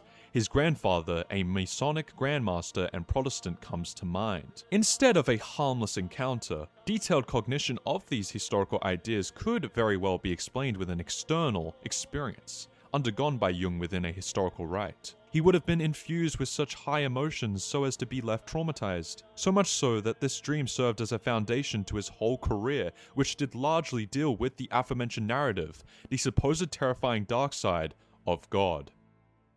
That it may be along the lines of Cagliostro's Egyptian rite, a spurious Masonic rite established in the 18th century, in which children played a role. Count Cagliostro was the pseudonym of an Italian by the name of Joseph Balsamo, a self-styled magician. He became known in Freemasonry as a charlatan and Masonic impostor for his creation of Egyptian Freemasonry in London in 1777, followed by its successful propagation on the continent and a surge in Egyptomania in the lodges. In Paris, he was associated with Anton Mesmer and applied mesmeric techniques, or crystal vision mixed with alchemy, sex, and magic during the initiations, which appealed to the Parisian elite. Egyptomania was to continue to infect the high degrees of Masonry into the 19th century. In Switzerland, an Egyptian rite created by Jacques-Étienne Maconis was introduced in 1856 and was adopted by the Swiss Grand Lodge Alpina, while Jung's grandfather was its Grand Master. Again, before jumping to any conclusions, we advise you to become closely familiar with all the sources that are named throughout this documentary. PhD Lynn Burnett has outlined her connections in extensive detail within these works. Answer to Jung, making sense of the Red Book. Answer to Jung, making sense of the Black Books. The first noteworthy example appears within the second Black Book on page 156. He then recalls another dream from the previous Christmas period and a beautiful white dove in a marvelous colonnaded hall. The dove turned into an 8-year-old girl. Before turning back into the dove, the child says, "Only in the first hour of the night can I become human, while the male dove is busy with the 12 dead." Now, there is a male dove as well, and his understanding of the statement suggests an important arcane meaning to its presence. It is also the first instance in the journals where we could be looking at traces of magic rituals related to the secret societies. The inclusion of the marvelous colonnaded hull hints that we could be looking at a Masonic rite, and the presence of the boy and girl dove suggests that it may be along the lines of Cagliostro's Egyptian rite, a spurious Masonic rite established in the 18th century in which children played a role. A discussion of Cagliostro and his rite by a 33rd degree Mason, H.R. Evans, includes a description of the rituals which involved the worship of Isis and the role an innocent young boy or girl played within them. The children were described as doves. The boy or girl would kneel in front of a globe of clarified water placed upon a table, covered with a black cloth embroidered with Rosicrucian symbols, and Cagliostro, making strange mesmeric passes, would summon the angels of the spheres to enter the globe, whereupon the youthful clairvoyant would behold the visions presented to his or her view. This is what is called crystal vision by students of psychical research. Although the object employed is usually a bowl of rock crystal and not a globe of water, such as Cagliostro used, the crystal is used to promote hypnosis, also to visualize the images that appear in the mind. In the admission to the master's degree, great pomp and ceremony was involved. In this degree, a young girl, sometimes a boy, in a state of innocence, and called a pupil or dove, columb, was introduced. The master of the lodge then, with great ceremony, imparted to this child the power he possessed of communicating with pure spirits. The dove, girl child, was clothed in a long white robe. She was enclosed in the tabernacle, which was hung in white. Albert Pike was an American Freemason, author, poet, orator, editor, lawyer, jurist, and Confederate States Army general. Pike was comfortable in dozens of languages, teaching himself Latin, Greek, and Hebrew, and was, in general, known for his eccentric habits, including wearing a long flowing beard and dressing in unconventional attire, being the sovereign Grand Commander of the Supreme Council, Scottish Rite of Freemasonry. He transcribed and revised the rituals for the Scottish Rite, thereby significantly influencing the practices of Freemasonry as we know it today. His Masonic Handbook was published in 1871, 4 years before Jung was born. In it, Pike states that children of a tender age were initiated into the Kyberian mysteries.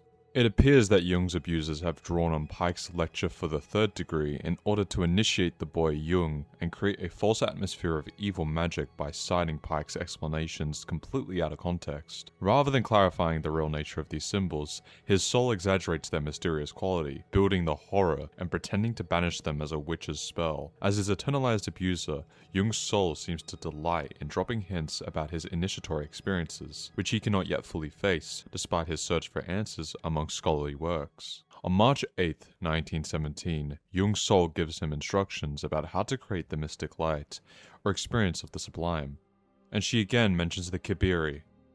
She tells him that he must continue building what the Kyberi have started, laying stone upon stone, wheat must grow from the mud, and he must look towards the rocks that salvage him and the child. She then asks him if he hears the bell, and whether he has money on him. He must put it away, find water and drink it, and then kindle the fire, his sword ready for the arrival of Farnis, the mystic light. She asks him if he is weary, and tells him to rest, stay quiet, and wait for what is to come. In the next entry, 10 days later, Jung says he has rested and done what he could. Was that magic, a wish to force things? He asks. These mysterious preparations seem like magic to Jung, but again they appear to be a deliberate muddling of Masonic ritual and the accompanying teachings in order to create an atmosphere of confusing nonsense. The Kyberi and the laying of stones are discussed by Pike, who says that they were thought to be the same as the gods of Britain, who were worshipped by the Druids. Their worshippers, he said, were builders, and their temples were enclosures of unhewn stones, similar to the stone circles of Britain. Wheat growing from the mud also relates to the Kyberi as described in Morals and Dogma, alongside their role as protectors of sailors and ships. The Kyberi were gods of fertility and agriculture. Pike notes that the goddess Ceres was one of 4 deities worshipped at Samothrace. He notes that Masonry has preserved the ear of wheat as a symbol in relation to both Ceres and Persephone, who were goddesses who brought the civilizing effects of agriculture to men to soften their savage and ferocious manners. Jung's sole question, "Have you money on you?" and instruction to put it away recalls the preparation of the Masonic candidate. Prior to his initiation, the candidate is told to divest himself of any metals, including money, in order to enter the Holy Temple, symbolizing that a man's wealth plays no role in Freemasonry. In the third degree, a bell is struck to represent midnight, or low 12, when the Masonic hero, Hiram Abiff, was murdered. The instruction to find water and drink relates to the Samothracian mysteries, where the Kyberian candidate was made to drink from 2 fountains, the one called Lethe, oblivion, and the other Mnemosyne, memory, so that he lost the recollection of all his former crimes and preserved the memory of his new instructions and vows. This excerpt should suffice for our current purposes here. If you want us to make a documentary on the Red Book and Black Books, let us know in the comments. Outside of Christianity, one nostalgic memory would be of importance to Jung. His mother had read to him an illustrated children's book on different religions. This book contained brightly colored images of Brahma, Vishnu, Shiva, and many other deities with which he had a great fascination. Through his mother's side, there was another essential influence on Jung, his maternal uncle, a Protestant pastor at St. Albans in Basel, who was the only one in his family that encouraged him to go deeper into his intellectual pursuits. When Jung was 16 years old, he started devouring books. He was desperate for knowledge because his parents refused to ever discuss any general ideas at home, and so his uncle became a major guiding light for young Carl. Through him, he became familiar with Plato, Aristotle, Kant, and Schopenhauer. He was ridiculed by the other students at school when he mentioned these names full of newfound confidence. His few friends referred to him as Father Abraham, which to his classmates sounded as if he felt like he was from another time. This is embodied by Jung as a young man. He would often view himself as someone who is not in the right time. For example, oftentimes unconsciously writing the date 1786 instead of 1886. Each time he made this mistake, he was overcome by a feeling of inexplicable nostalgia. Jung tells the Red One in the Red Book, but I must say to you, for the sake of truth, that I neither really belong to this time, nor to this place. A spell has banished me to this place and time for ages. I am really not who you see before you. Frank McLynn notes that Jung's number 2 personality seems to be, by description, extremely similar to Goethe. The canard that he was descended from him made an impact, and the description of number 2 suggests that he might even be Goethe. It is certain Jung always took his inspiration from the past rather than the future. He disliked the 20th century and felt that his spiritual home was the 18th, where German idealism and classicism and even the Romantic movement provided a world of order and stability, symbolized by names such as Goethe, Schiller, Hölderlin, Novalis, Kant and Leibniz, and their 19th century epigons, Hegel, Fichte, Schelling and Schopenhauer. Goethe, as his own quote proved earlier, built his worldview in a very similar fashion to Jung, or perhaps one could suggest that Jung might have fashioned his worldview to be in the likeness of Goethe's. One time, Jung felt a sense of nostalgia from an ancient carriage. The fascination with the important old man in the 18th century is worth examining.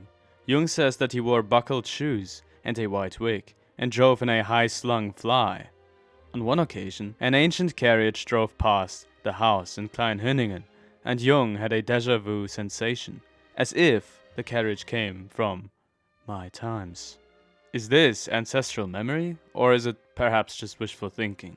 There are more events and details for us to go over to arrive at a clearer understanding of who Jung actually was. Some of them funny, and others quite weird in nature. Jung's awkward relationship with Christianity developed in curious ways when he was young. One day he walked home after school, and in that moment, seeing how amazing and beautiful the world is, and realizing that it was created by the Creator, he felt love. He imagined a great cathedral in gold, and above it was... and he stopped. He couldn't think about it. He had to resist. The worst sin of all is to blaspheme against the Holy Spirit, and he didn't want to be plunged into hell. In his autobiography, Memories, Dreams, and Reflections, Jung follows up on how much this incident, which we are about to quote, tormented him, disturbing his sleep and pondering on the mystery of sin regarding the first parents, Adam and Eve. He had concluded that God had wanted him to think these thoughts, and that it was a test from God.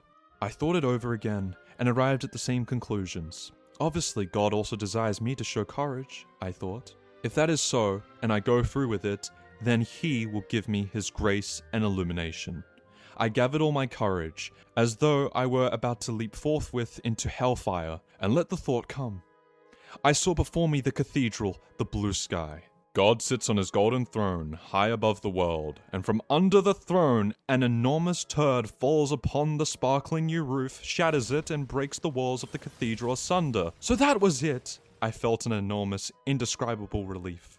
Instead of the expected damnation, grace had come upon me, and with it an unutterable bliss such as I had never known.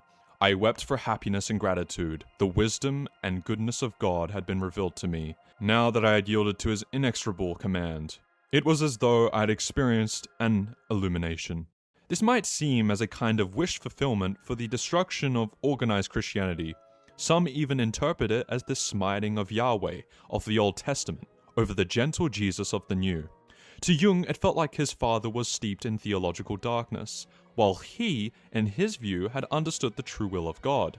Jung felt that he was obedient to God's will, and defied the traditional view of religion, As the turd was disgusting and gross, in his view, it had told him that God covers not only the light but also the dark, that God wants his creations to sin. This appears to foreshadow Jung's later work, Answer to Job, insofar as it deals with God's supposed dark side and motivations behind making Job suffer. This understanding of God had made Jung feel like he was admitted into the band of the elect. He was the chosen one. Anytime his family talked about religion, he would sit quietly, convinced none of them knew anything about God's true secrets. Frank McClinn, in Jung's biography, references Jung's letters to Freud, suggesting that around the age of 18, he had a troubling sexual experience with a friend of his father's, a man he had once worshipped. Jung alludes to this formative sexual encounter in the Freud/Jung letters on page 95. I have a boundless admiration for you, both as a man and as a researcher. My veneration for you has something of the character of a religious crush. Though it does not really bother me, I still feel it is disgusting and ridiculous because of its undeniable erotic undertone. This unabominable feeling comes from the fact that as a boy I was the victim of a sexual assault by a man I once worshipped. In the biography, McClinn expands on this further. His first sexual experience also took place in a sense under his father's aegis. For when Jung was 18, he was seduced by a male friend of his father's. We know little about this incident other than that the seducer was a man he had once idolized, and that the experience left Jung with a personal horror of sexuality. This sexual assault, though Jung only mentioned this once in this correspondence with Freud, appears to have left a haunting psychological imprint on him. Regarding Jung's sexuality, as it pertains to his psychological theories, later in life, he had relations with a certain Sabina Spielrein. Sabina Nikolaevna Spielrein, 1885 to 1942, was born into a wealthy Jewish family in Rostov-on-Don, Russian Empire. She traveled, thus her friendship with Jung, Freud, and others. She was in succession the patient, then student, then colleague of Carl Gustav Jung, with whom she had an intimate relationship during 1908 till 1910, as documented in their letters and diaries from the time. She also met, corresponded with, and had a collegial relationship with Sigmund Freud. Frank McClinn writes, Jung, for his part, became aware of a neurosis in himself, which he termed a Jewish complex. It will be remembered that one of the ploys Helene Preiswerk used to make herself more attractive to him was to pretend to have Jewish ancestry, almost as though she uncannily intuited this peculiarity in Jung's psyche. Using the Jungian theory of compensation, one might be tempted to interpret the Jewess complex as compensation for Jung's perennial unconscious antagonism towards Jewish males. Whatever the explanation, there can be no doubting that the young Carl Gustav was preternaturally attracted to Jewish women. Not only was there to be another infatuation in 1907, but Ricklin, in one of his association tests on Jung, uncovered such a complex, and Jung himself wrote up the story of the love of a Christian doctor for a Jewish girl, a disguised narrative of his own experience with Spielrein. Jung was Sabina's first love, and she never really got over him. With hindsight, traces of it can be discerned in Jung's letters to Freud. On 10 October 1907, he referred to a lady who was making him the object of her sexual fantasies. And on 15 February 1908, Jung broke a 3-week silence to apologize for being a bad correspondent, pleading a recent attack of the flu and a complex connected with his family. This complex may well have been the Siegfried complex that so exercised Jung and Spielrein in 1907 to 1908 at their various trysts, in his office, her flat, out in the countryside. By 1908, Spielrein was obsessed with having a child by Jung, a heroic male offspring to be named Siegfried. A paper she published in 1911, analyzing the Siegfried motive, seemed to suggest that she and Jung were cast in the role of the incestuous Sieglinde and Siegmund. The women surrounding Jung seem to have had a hard time, considering his openly promiscuous nature, as is apparent with Sabina Spielrein. In the first place, she could not decide whether her ultimate desires were physical or symbolic. Secondly, she was uncertain how much reliance to place on Jung, for she was by no means his only mistress. Her letters and diaries are full of details of young women, patients, and students clustering admiringly around Jung and vying for his favors. Whilst Jung was married to Emma Jung, he would have his longtime mistress and former patient Antonia Toni Wolf visit him in his marital home whenever he wanted, frequently appearing in public with her and taking her on trips abroad. He referred to Toni as his other wife. Because of his mother complex, Jung placed any woman he married in an impossible position, as he himself realized. A mother's boy, if he avoided homosexuality, would almost inevitably marry a girl obviously inferior to his mother, or a female tyrant who would tear him away from his mother. To sum up, Jung regarded himself as doomed to promiscuity because of his mother, but at the same time some part of him despised his wife for not being strong enough to destroy Emily Jung's hold over him. He consistently argued for free love. To Freud, he put it more bluntly, stating unequivocally that the prescription for a happy marriage was a license to be unfaithful. Emma's impossible position can be gauged when it is realized that Jung added the further requirement that the wife should bear all without jealousy, under pain of incurring overt contempt. For it was a dogma of Jung's that jealous women did not really love their husbands. Regarding his father figure, Paul Jung's life unfortunately wouldn't last too long, as Carl witnessed his father's death in 1896, on the 28th of January, when he was only 1 year into his medical studies. Jung noted that his father's suffering and death was an imitation of Christ. One could suggest that Jung's career seems to be the reconciliation of his father's struggle with God, and thus he appeared to some, at the end of his life, to embody more of a theologian than a psychologist. The greatest burden a child must bear is the unlived life of the parents.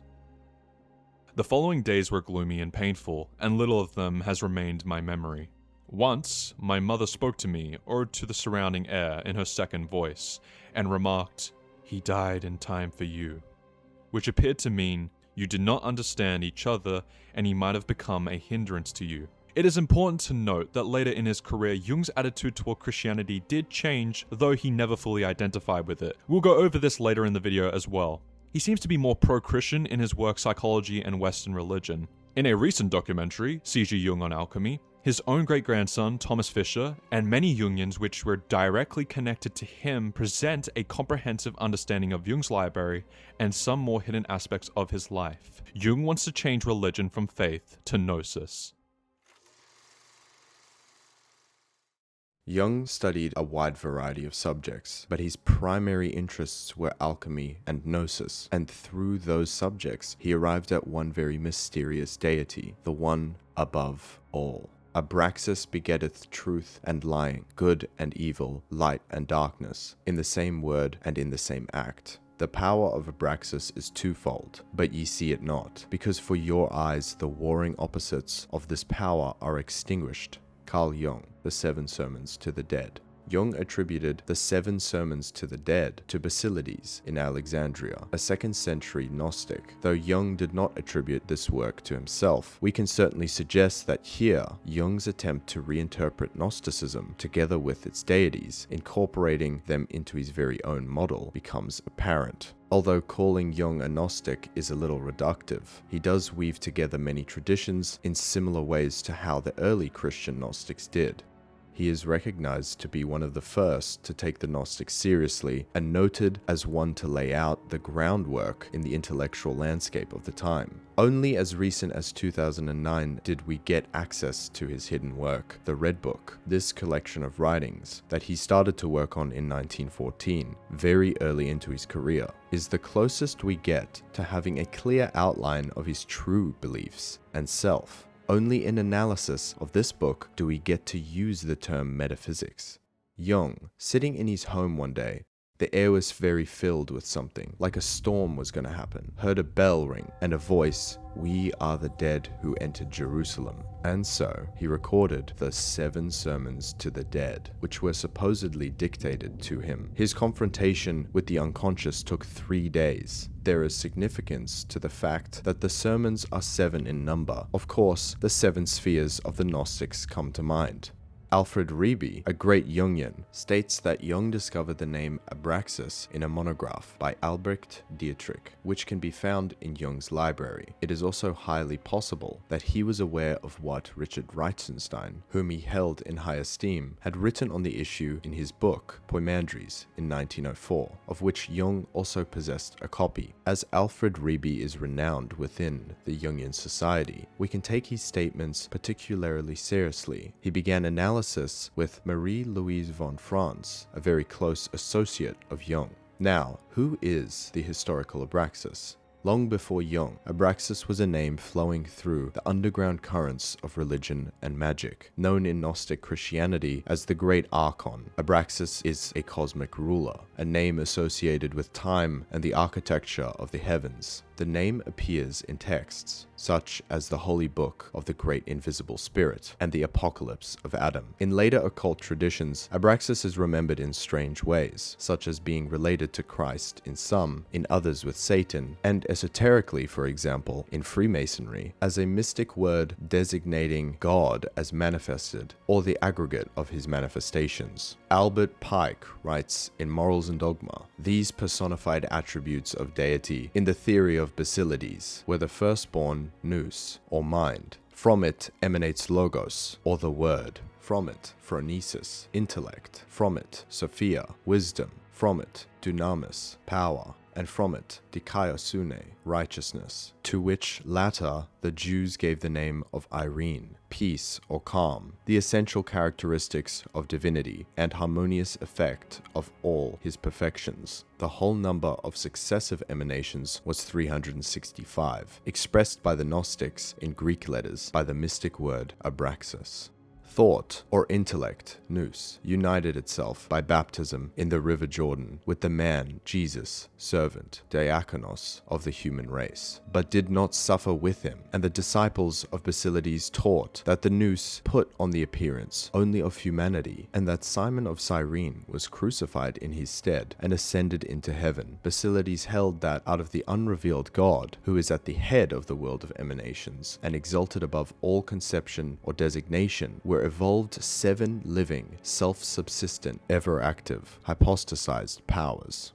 Abraxas belongs to ancient times, where religion, cosmology, and magic were not yet divided. When names had power, their numbers had metaphysical significance, and the divine was, in some circles, not seen as morally simple. To the Basilidean Gnostics, he does not represent pure good or pure evil, but the totality of emanations. He is, for them, the hidden principle that contains the opposing principles within himself. The Gnostics worshipped Abraxas under the symbol of a lion-headed serpent. However, he was not just a deity, but the polymorphous world spirit permeating the fabric of existence. Described as being the ruler of the first heaven, Abraxas presides over the cycles of birth, death, and resurrection. This matters even at just a symbolic level, as Abraxas is tied to transformation. A quote by Aleister Crowley in the Book of Thoth describes that early astronomers calculated the sun took 360 days to go around the zodiac, a closely guarded secret of the learned, which was concealed in the divine name Mithras, which adds up to 360. He then states, better observation showed 365 days to be more accurate, so they decided to call it Abraxas, which adds to 365. The adding that's referenced being the Greek numerological values of the letters. To the Gnostics, Abraxas came to symbolize 365 heavens, 365 cosmic powers, 365 days of the year, in other words, time and the entire cosmic order. Additionally, the name has been speculated to come from Hebrew, the theory being that the word is of the same root as the famous saying, abracadabra. In that interpretation, the name becomes associated with protection, healing, and the driving away of evil. The name Abraxas circulated within certain cults and societies and was already ambiguously interpreted to be a god name, magical formula, cosmic principle, and esoteric symbol before Jung concerned himself with it. Abraxas is not easily reducible to one thing, being not only one side of the cosmic drama, but containing the opposites within himself. Abraxas is a figure of union. In 1932, Jung commented on Abraxas. The Gnostic symbol Abraxas, a made-up name meaning 365. The Gnostics used it as the name of their supreme deity. He was a time god. Just as this archetypal world of the collective unconscious is exceedingly paradoxical, always yea or nay, that figure of Abraxas means the beginning and the end. It is life and death. Therefore, it is represented by a monstrous figure. It is a monster because it is the life of vegetation in the course of 1 year. The spring and the autumn, the summer and the winter, the yea and nay of nature. So Abraxas is really identical with the demiurgos, the demiurge, the world creator. And as such, he is surely identical with the Purusha or with Shiva. Jung notes that Abraxas is the god of frogs. The god of the frogs or toads, the brainless one, is the union of the Christian god with Satan. In his later writings, Jung argued that the Christian god image was one-sided, in that it left out the factor of evil. The most famous visual representation of Abraxas appears on ancient amulets and magical stones, depicted with a rooster's head, human torso, and serpent legs, with hands wielding a whip and a shield. The rooster is a solar image, one who announces awakening. The human torso represents the in-between, a mediator, meeting point between the realms. His serpentine lower body pulls him downward into the underworld, into instinct, transformation, death, and rebirth. The shield suggests defense, protection, containment, and the whip suggests motion, force, and command. In one symbol, Abraxas unites heaven and underworld, consciousness and instinct, force and protection, spirit and matter. The hybrid form, rooster, human, serpent, is important. Hybrid figures appear at thresholds between worlds. So not only does Abraxas stand between worlds, but states, conscious and unconscious, persona and shadow. In that sense, he is not merely a god image, but a symbol of transformation itself. Jung's entire psychology is concerned with exactly this kind of threshold. When Jung encounters Abraxas, he recognizes him as something living and real, something that expresses a truth that Christianity could not contain for Jung. Because Christianity had split reality into two, God and devil, good and evil. Jung understood Abraxas as terrible, not merely in the sense of horror, but in the older sense of awe-inspiring and overwhelming, exceeding moral and rational categories. Jung writes about this idea in his answer to Job. He says something that all intellectual opponents of Gnostics, like the Platonists and the Christians, would condemn.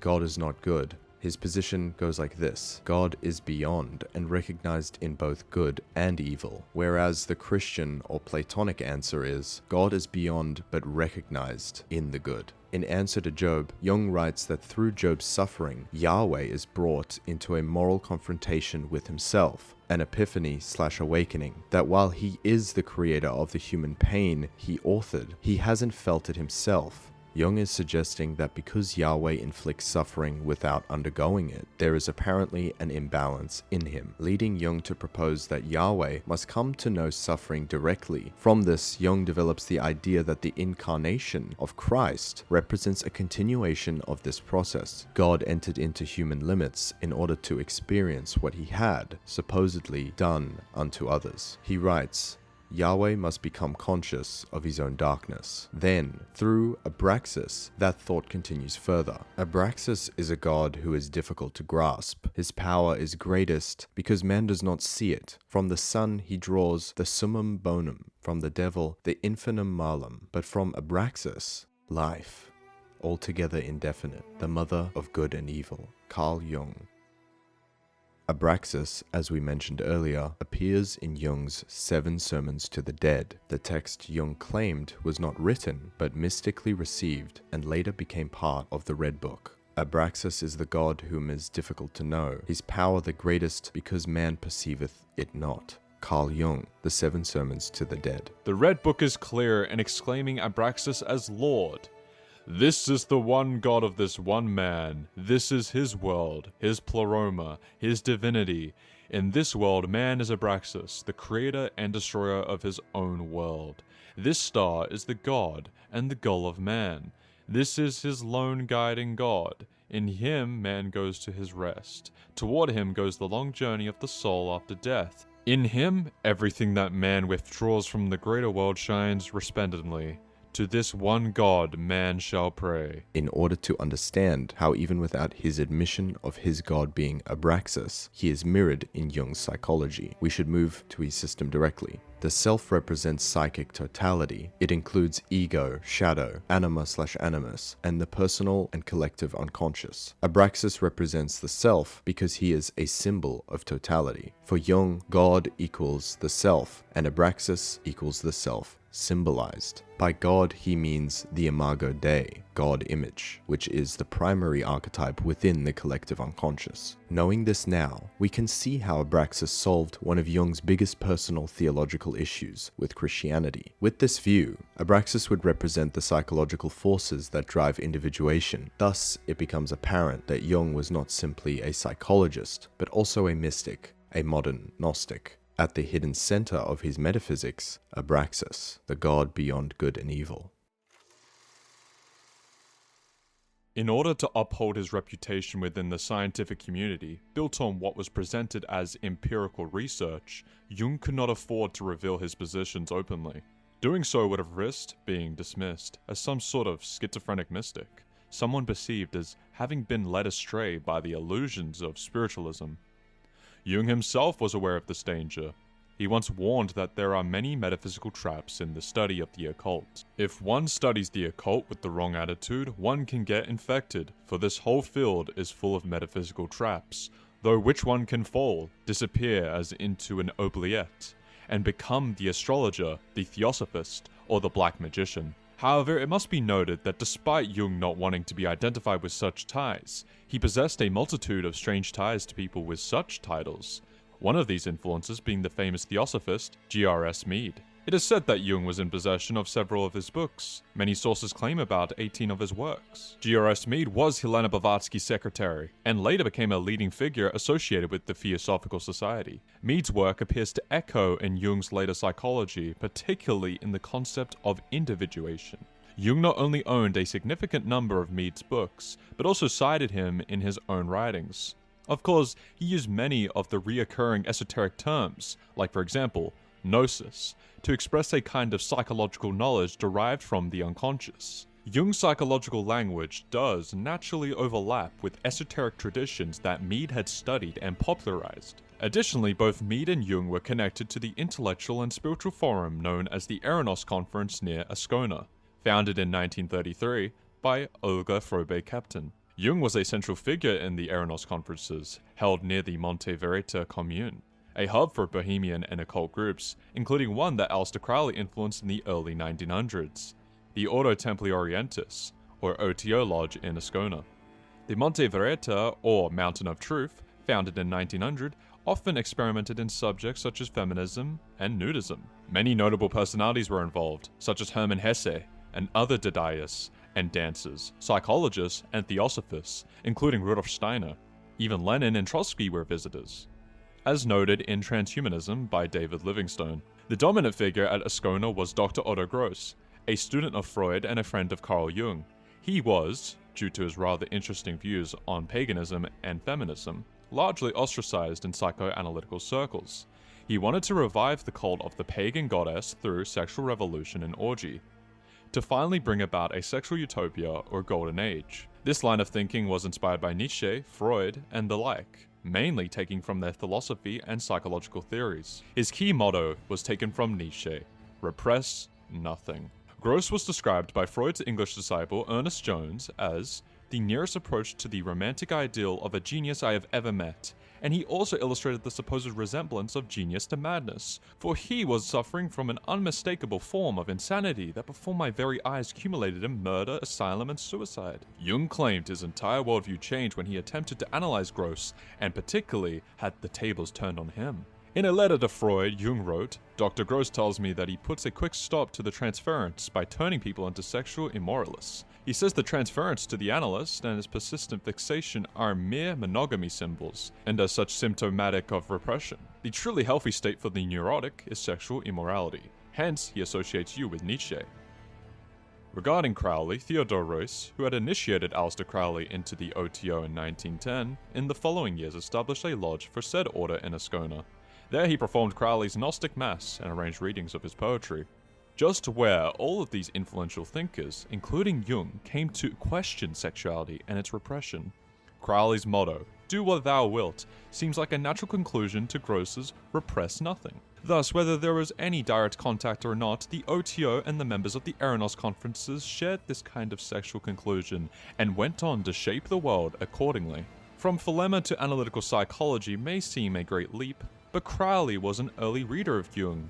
In 1919, there were 2 books that helped him write a formidable treatise of some 45,000 words. These were Sir James Fraser's The Golden Bow.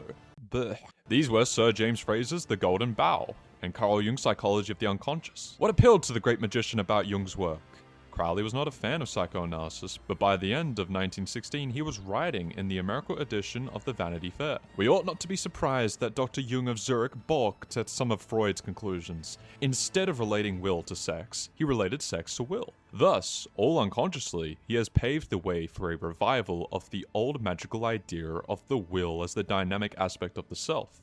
Each individual, according to the initiates, has his own definite purpose and assumes human form, with its privileges and penalties, in order to execute that purpose. This truth is expressed in magical language by the phrase, "Every man and every woman is a star." Although this is noteworthy when discussing Ascona and its history, we are not implying that there are any direct relation there between Jung and the OTO. Anything of that nature stays open for investigation.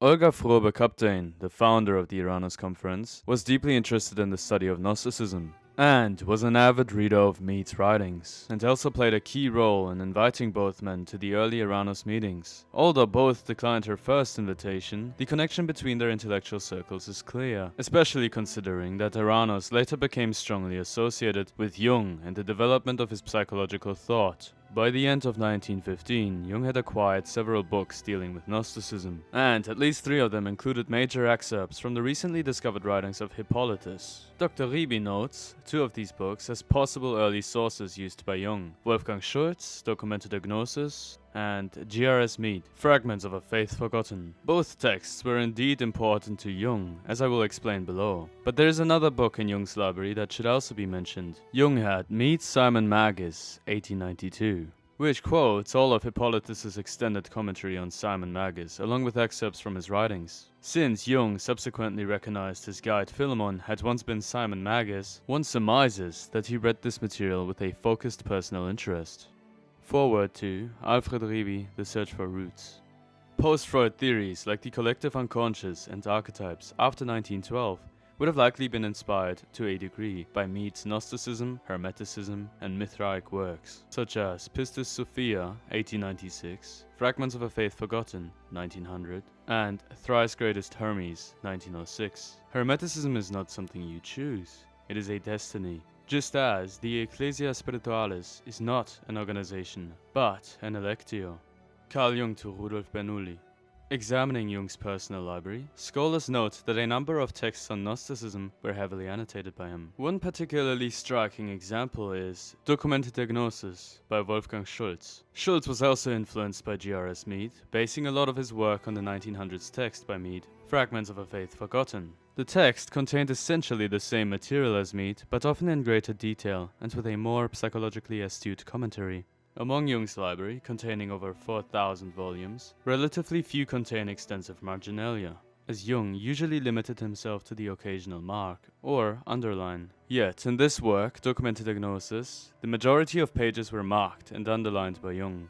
The unusual density of these markings suggests that the text had a profound impact on him, and may have played a key role in shaping how he interpreted his own inner experiences around 1915, when Jung was deeply engaged in the visions and psychological material that would later form the basis of his reflections on the unconscious and archetypes.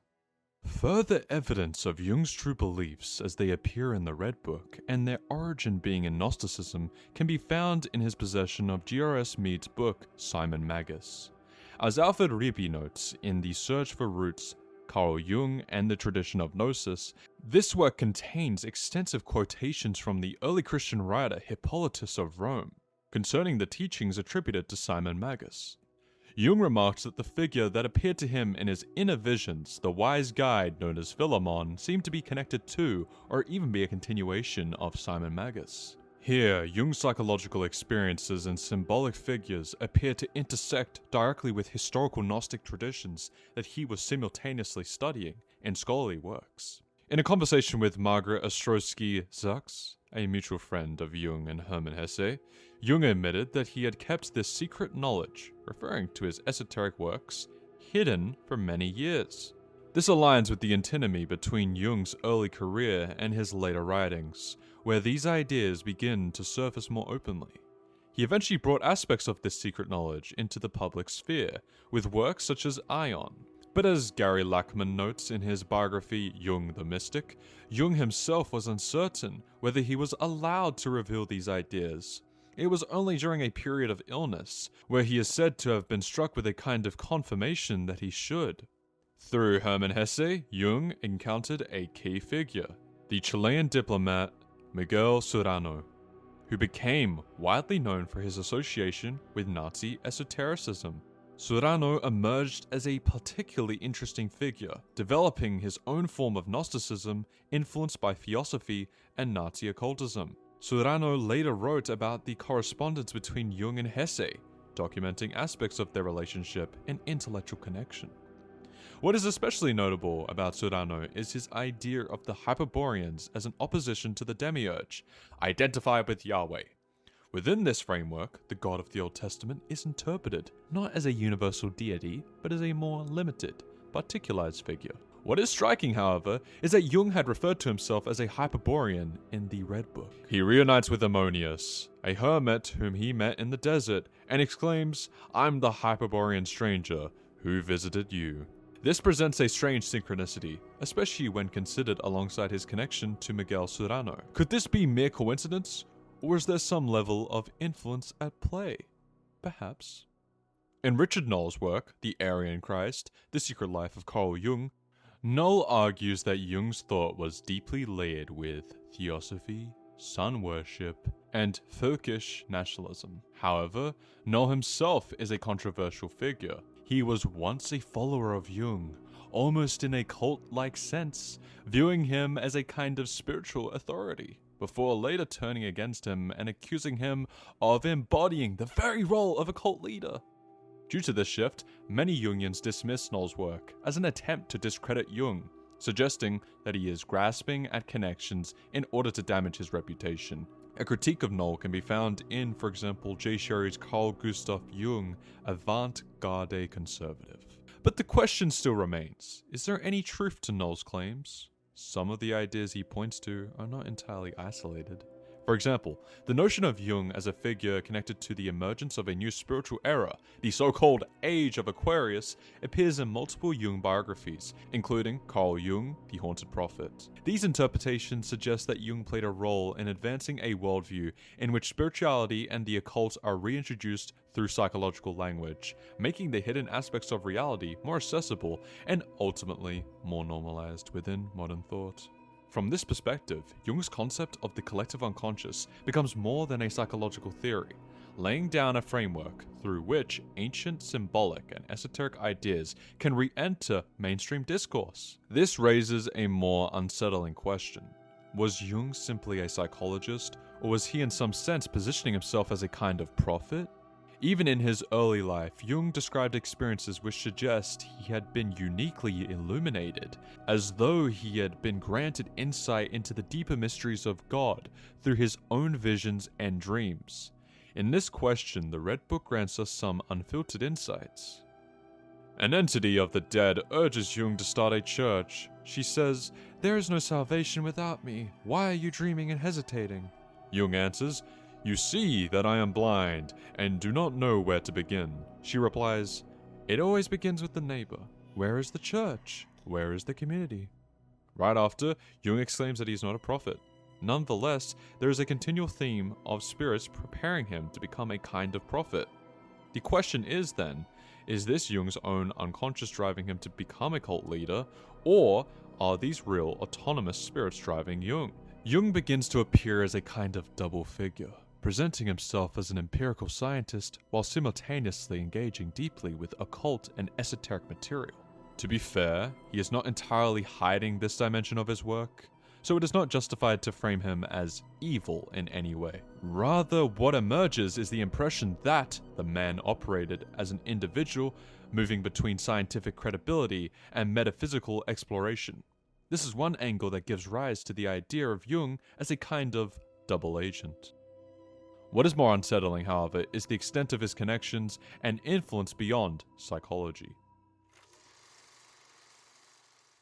Jung was associated with Alan Dulles, who would later become the director of the CIA and was involved in overseeing projects such as MKUltra. Their connection came through Mary Bancroft, a patient of Jung and at the same time Dulles' mistress. She affectionately referred to Jung as a sex symbol.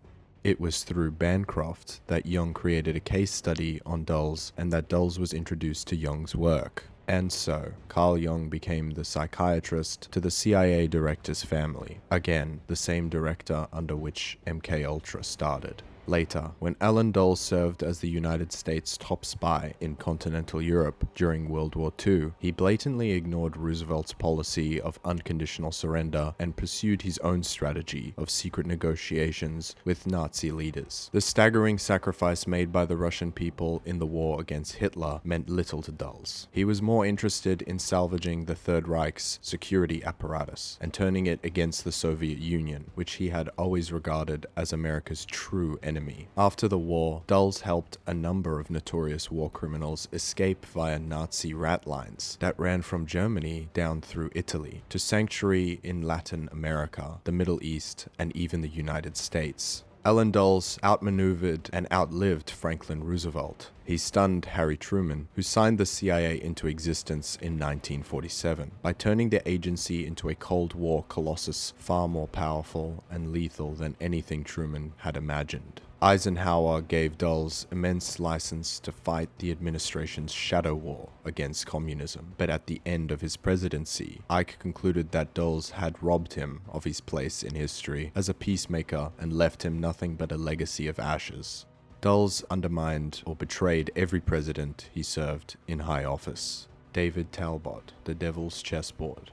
Dulles reportedly held Jung's psychological insights in high regard, to the point that Jung was assigned an OSS designation, Agent 488. On one occasion, Alan Dulles seems to have hinted at Jung having contributed to Allied intelligence efforts during the World War II by leaking information. It is important to note that such claims remain debated, though Dulles did say nobody will ever know how much Professor Jung contributed to the Allied cause during the war by seeing people who were connected somehow with the other side. Although Dulles and Jung met face-to-face in early 1943, Mary also continued to serve as the main link between the two commanding men in her life. Both men were excited by the idea of forging a pioneering marriage between espionage and psychology. Dulles' reports back to Washington were filled with Jung's insights into the Nazi leadership and the German people. Jung even correctly predicted that an interestingly desperate Hitler would likely commit suicide. Mary's appointments with Jung became dominated by Dulles' Ask Jung questions, to the point that they more closely resembled espionage briefings than therapy sessions. As noted in The Devil's Chessboard, Dulles himself had a tendency to embellish his network of influential contacts, describing himself as a spy chief who liked to pride himself on all the influential personalities he had in his pocket. This raises an important question. To what extent was Jung truly involved in these networks? Additional sources including Transhumanism, The History of a Dangerous Idea, and Jung Psychedelics and the British Tradition of LSD Therapy also place Jung within a broader web of institutional and ideological influence, further complicating the popular image of him as merely a detached academic psychologist. In fact, the man who coined the term psychedelics, psychiatrist Dr. Humphrey Osmond, was inspired by Carl Jung, that being mainly his studies on schizophrenia. Dr. Osmond had in turn inspired British novel writer Aldous Huxley to write his book The Doors of Perception, which deals with altered states of consciousness induced by mescaline. Humphrey Osmond had connections with the aforementioned Alan Dulles, the director of the CIA at the time of MKUltra, in which Dr. Osmond played a key role. Carl Jung wrote very little about psychedelic substances and remained largely skeptical of their use. However, Jung was familiar with Huxley's Doors of Perception and was impressed by Huxley's accounts of having taken mescaline under the supervision of Dr. Osmond. Jung even invited Huxley to meet him in Switzerland, which Huxley denied. However, Dr. Osmond took up the offer instead and met Jung in Switzerland. Thus, we have a connection between Jung and the early psychedelic movement, but throughout his career, he still explicitly warned against the use of psychedelics. Going back to Alan Dulles, Jung was, in the first place, contacted by Dulles as the representative of the OSS, the precursor to the CIA, to help them create a psychological profile of Hitler. Jung suggested that Hitler was possessed by the Wotan archetype. Even Jung's much debated interpretation of what was happening in Hitler's Germany in the 30s was not without insight, though his conduct justifies the suspicion that he himself, like all too many equally intelligent contemporaries in Europe, had momentarily turned to the same demonic powers for salvation and let himself be carried away by them. Lewis Mumford, The Revolt of the Demons. Jung was often accused of being associated with the Nazis, being the co-editor of the Nazis' Journal for Psychotherapy, and perhaps even of sympathizing with them, much like his contemporary Miguel Serrano. Jung came under the influence of the German Indologist Jakob Wilhelm Hauer, an authority on Kundalini Yoga and number symbolism. Hauer was head of the Nordic faith movement, which barred Freemasons, Jews, and colored people from membership. He lectured at Eranos, a Swiss esoteric school for Jungians, on the racial unconscious and its symbolism. When the Nazis came to power, he gave an impassioned talk on the SS hero and Hitler, the genius of our people. Jung, in his essay, Wotan, later mentioned that Hauer's group aims at the religious renaissance of the nation of the hereditary foundations of the German race, and advised the German Christians to join Hauer's decent and well-meaning people. Intelligent enough not only to believe, but to know that the god of the Germans is Wotan, and not the Christian god. When the president of the International German Medical Society for Psychotherapy, located in Germany, resigned because of the Nazis' takeover in 1933, Jung filled the post by remote control from Switzerland and assumed the editorship of its official publication, the Zentralblatt für Psychotherapie. Its December 1933 issue was graced with a commitment by the new Reichsführer of Psychoanalysis, Professor M.H. Göring, the nephew of Hermann Göring, to Adolf Hitler's fundamental book, Mein Kampf. Regarding Jung's true position in World War II, or his change of mind, there are a few things to consider. Although he had already made it clear in 1918 that he believed in psychological differences between Jews and Aryans, 1933 was an inopportune moment to reiterate such a thesis. While Jung was not a Nazi, he understood the Nazis' paganism. He also understood their antipathy to Freud, whom he felt to be lacking in spiritual concerns. The Nazi psychiatrist, Kurt Gerger, reiterated this point of view. Freud is the scientist, only the scientist. Jung is the ethician. One could also call him a seer, in the deepest and most reverent sense of the word. Jung is the poet among psychologists. His subconscious is full of living forms with whom one speaks and consorts like human beings, who can give counsel and war, with whom one tries to be on a good footing because otherwise they may become angry. Jung's psychology is a demonology. Primordial wisdom has it that one can disarm a demon, even make a servant of him, if one knows his name. Freudian psychology incorporates all the advantages and dangers of the Jewish spirit. Jungian psychology, all of those of the Germanic soul. Freud is the atheistic. Jung, not in terms of doctrine, but in terms of attitude, is marked by Catholic piety.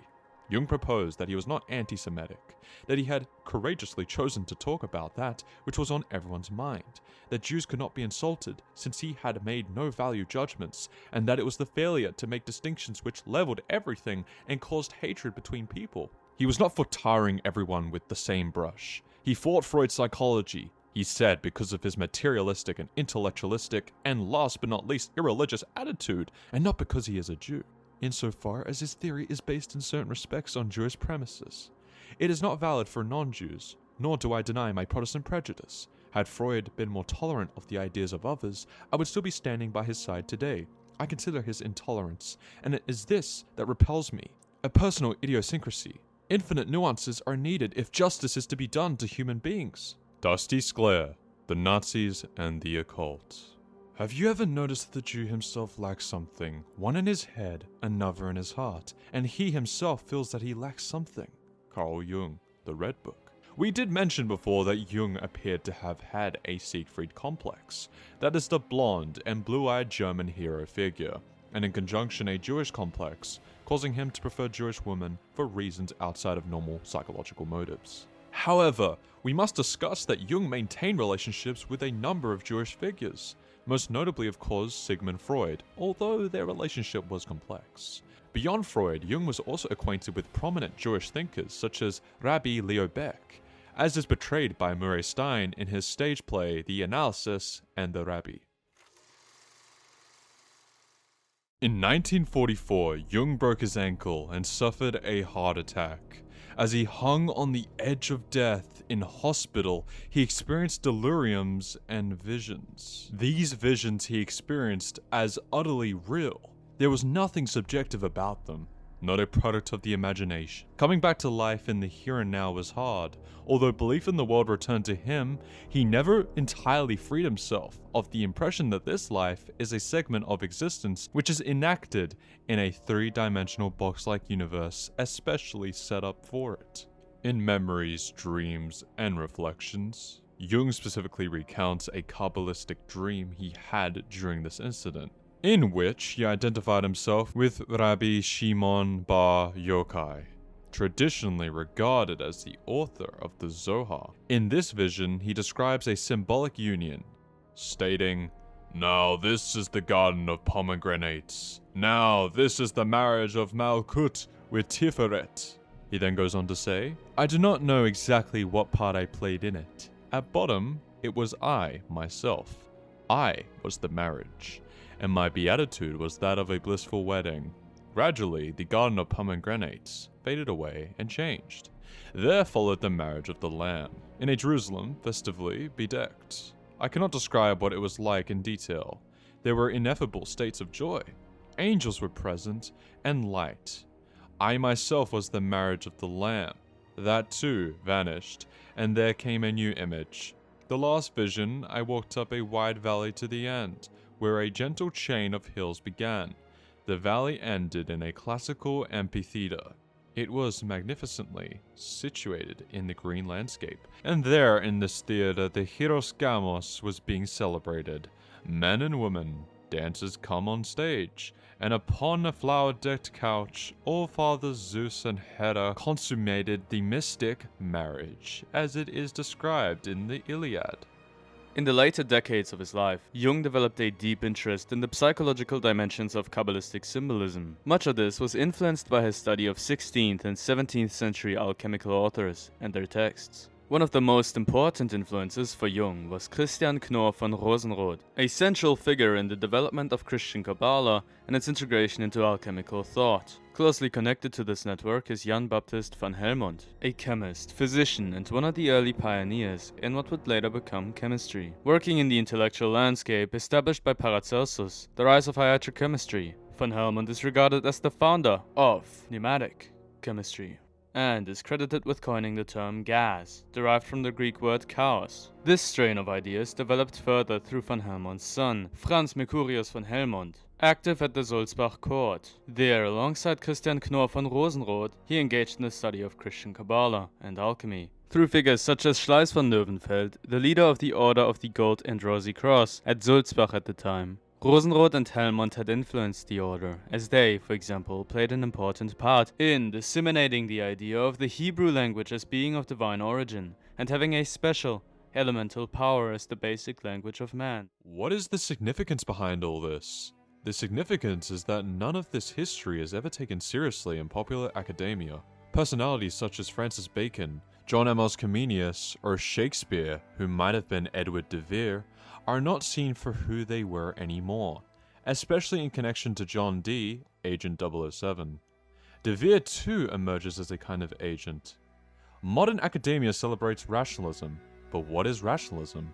We find that among many others like Descartes, Leibniz too engaged with very peculiar material, In later years, Leibniz came into contact with Rosicrucian ideas.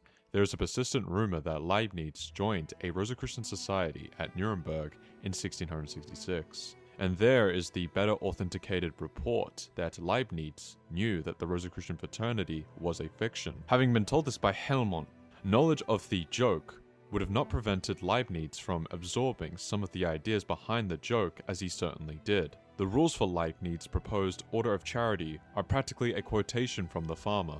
As noted in the Rosicrucian Enlightenment, these traditions preserved to themselves through tightly guarded circles of knowledge. They, the Rosicrucians, possessed vast libraries and study works such as those of Thomas A. Kempis, with particular enthusiasm, seeing in Christian mystical piety the true magnalia, the final explanation of the relationship between the microcosm and macrocosm. In this framework, the imitation of Christ, as defined by Thomas A. Kempis, matched that exact Rosicrucian spirit or stream that unconsciously flew through certain authors and was, for example, in the imitation of Christ, not mere moral instruction, but a metaphysical one toward grasping the structure of reality itself. In the Red Book, Jung goes to a library and is asked what book he wants. I'm somewhat embarrassed, since I don't know what I really want. Thomas A. Kempis crosses my mind. I'd like to have Thomas A. Kempis's The Imitation of Christ. I must confess that I'm also somewhat surprised by this inspiration. Although this random inspiration doesn't mean anything by itself, it is nothing to be overlooked, especially in the context with all the other information that we've presented. We mentioned the fact that Jung openly discussed the Rosicrucian or Freemasonic elements within his family's coat of arms, designed by his Masonic grandfather. Alongside this, we have already outlined multiple noteworthy details on the subject of Jung in relation to Masonry, but there are more that we have not revealed yet. Freud had a pupil that is of much importance in relation to Jung's ideas, and was in fact himself a Freemason, named Herbert Silberer. He was moving within the highest circles in psychoanalysis at the time, though his interest in mysticism, symbolism, and alchemy immediately positioned him as an outsider.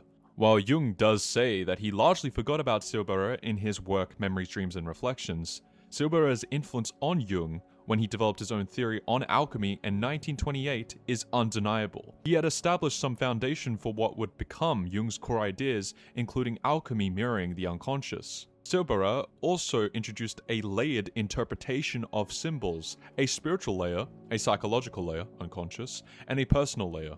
Jung does praise him as the first thinker to uncover the psychological meaning of alchemy, calling him a pioneer, discovering the secret threads that led from alchemy to the unconscious.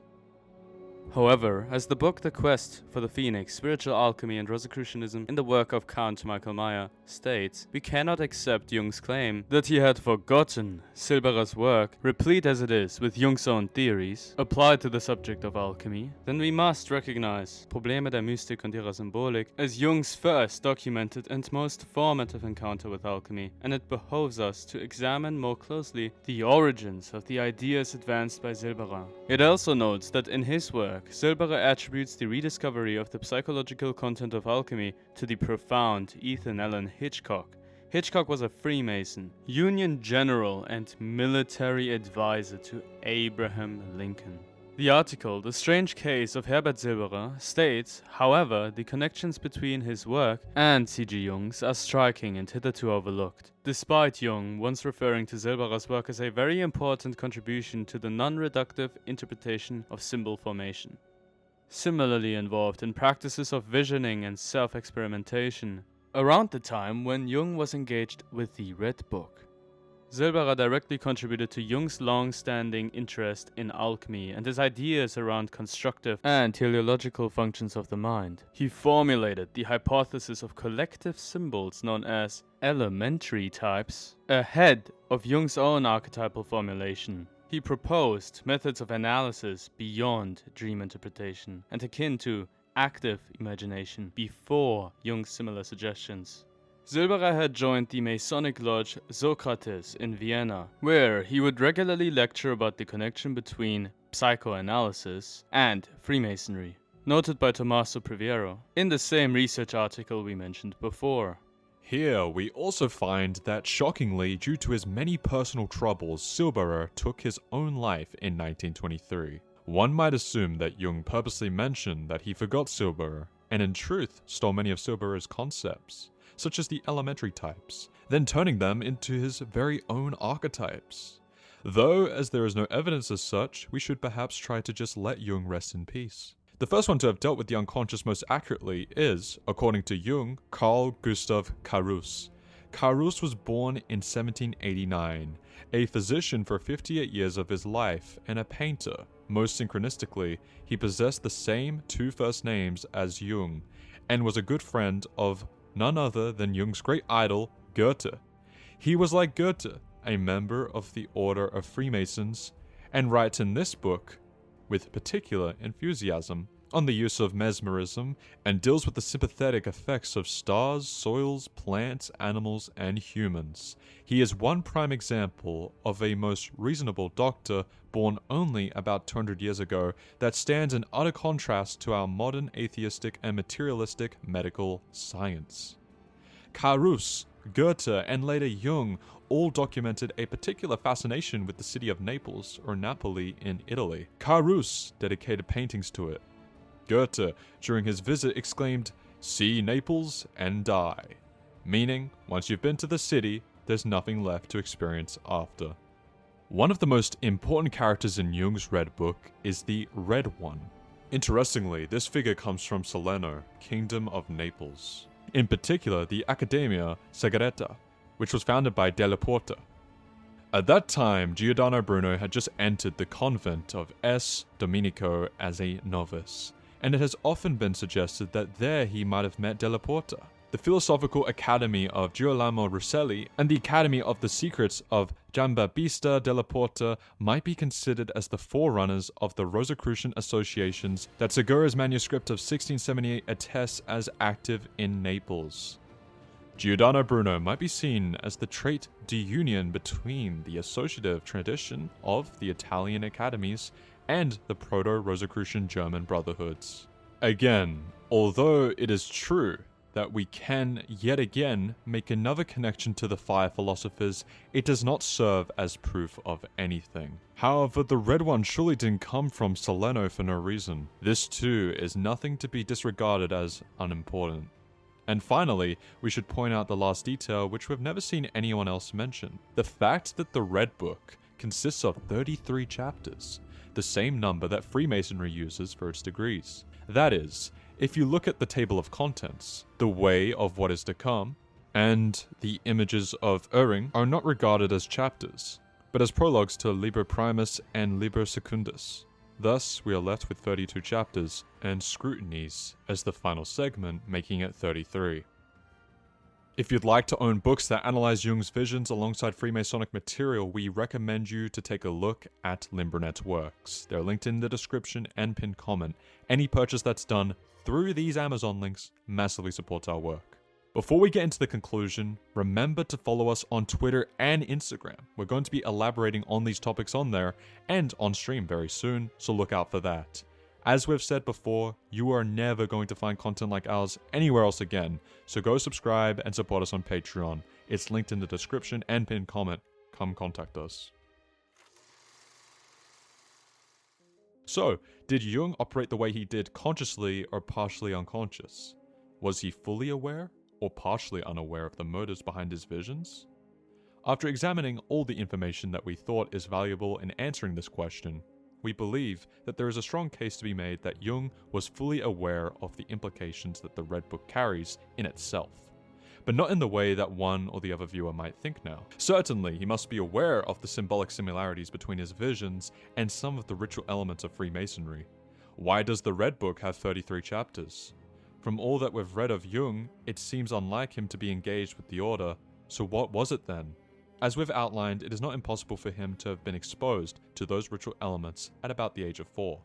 But still, another theory comes to mind. One might suggest that he was encountering those symbols not because he had some experience within the Order, but instead because he was wrestling with the same impulse that drove those original Masons to create their order and community. Remember that an entity of the dead urged Jung to create a church or community, but instead of following her command, he denied.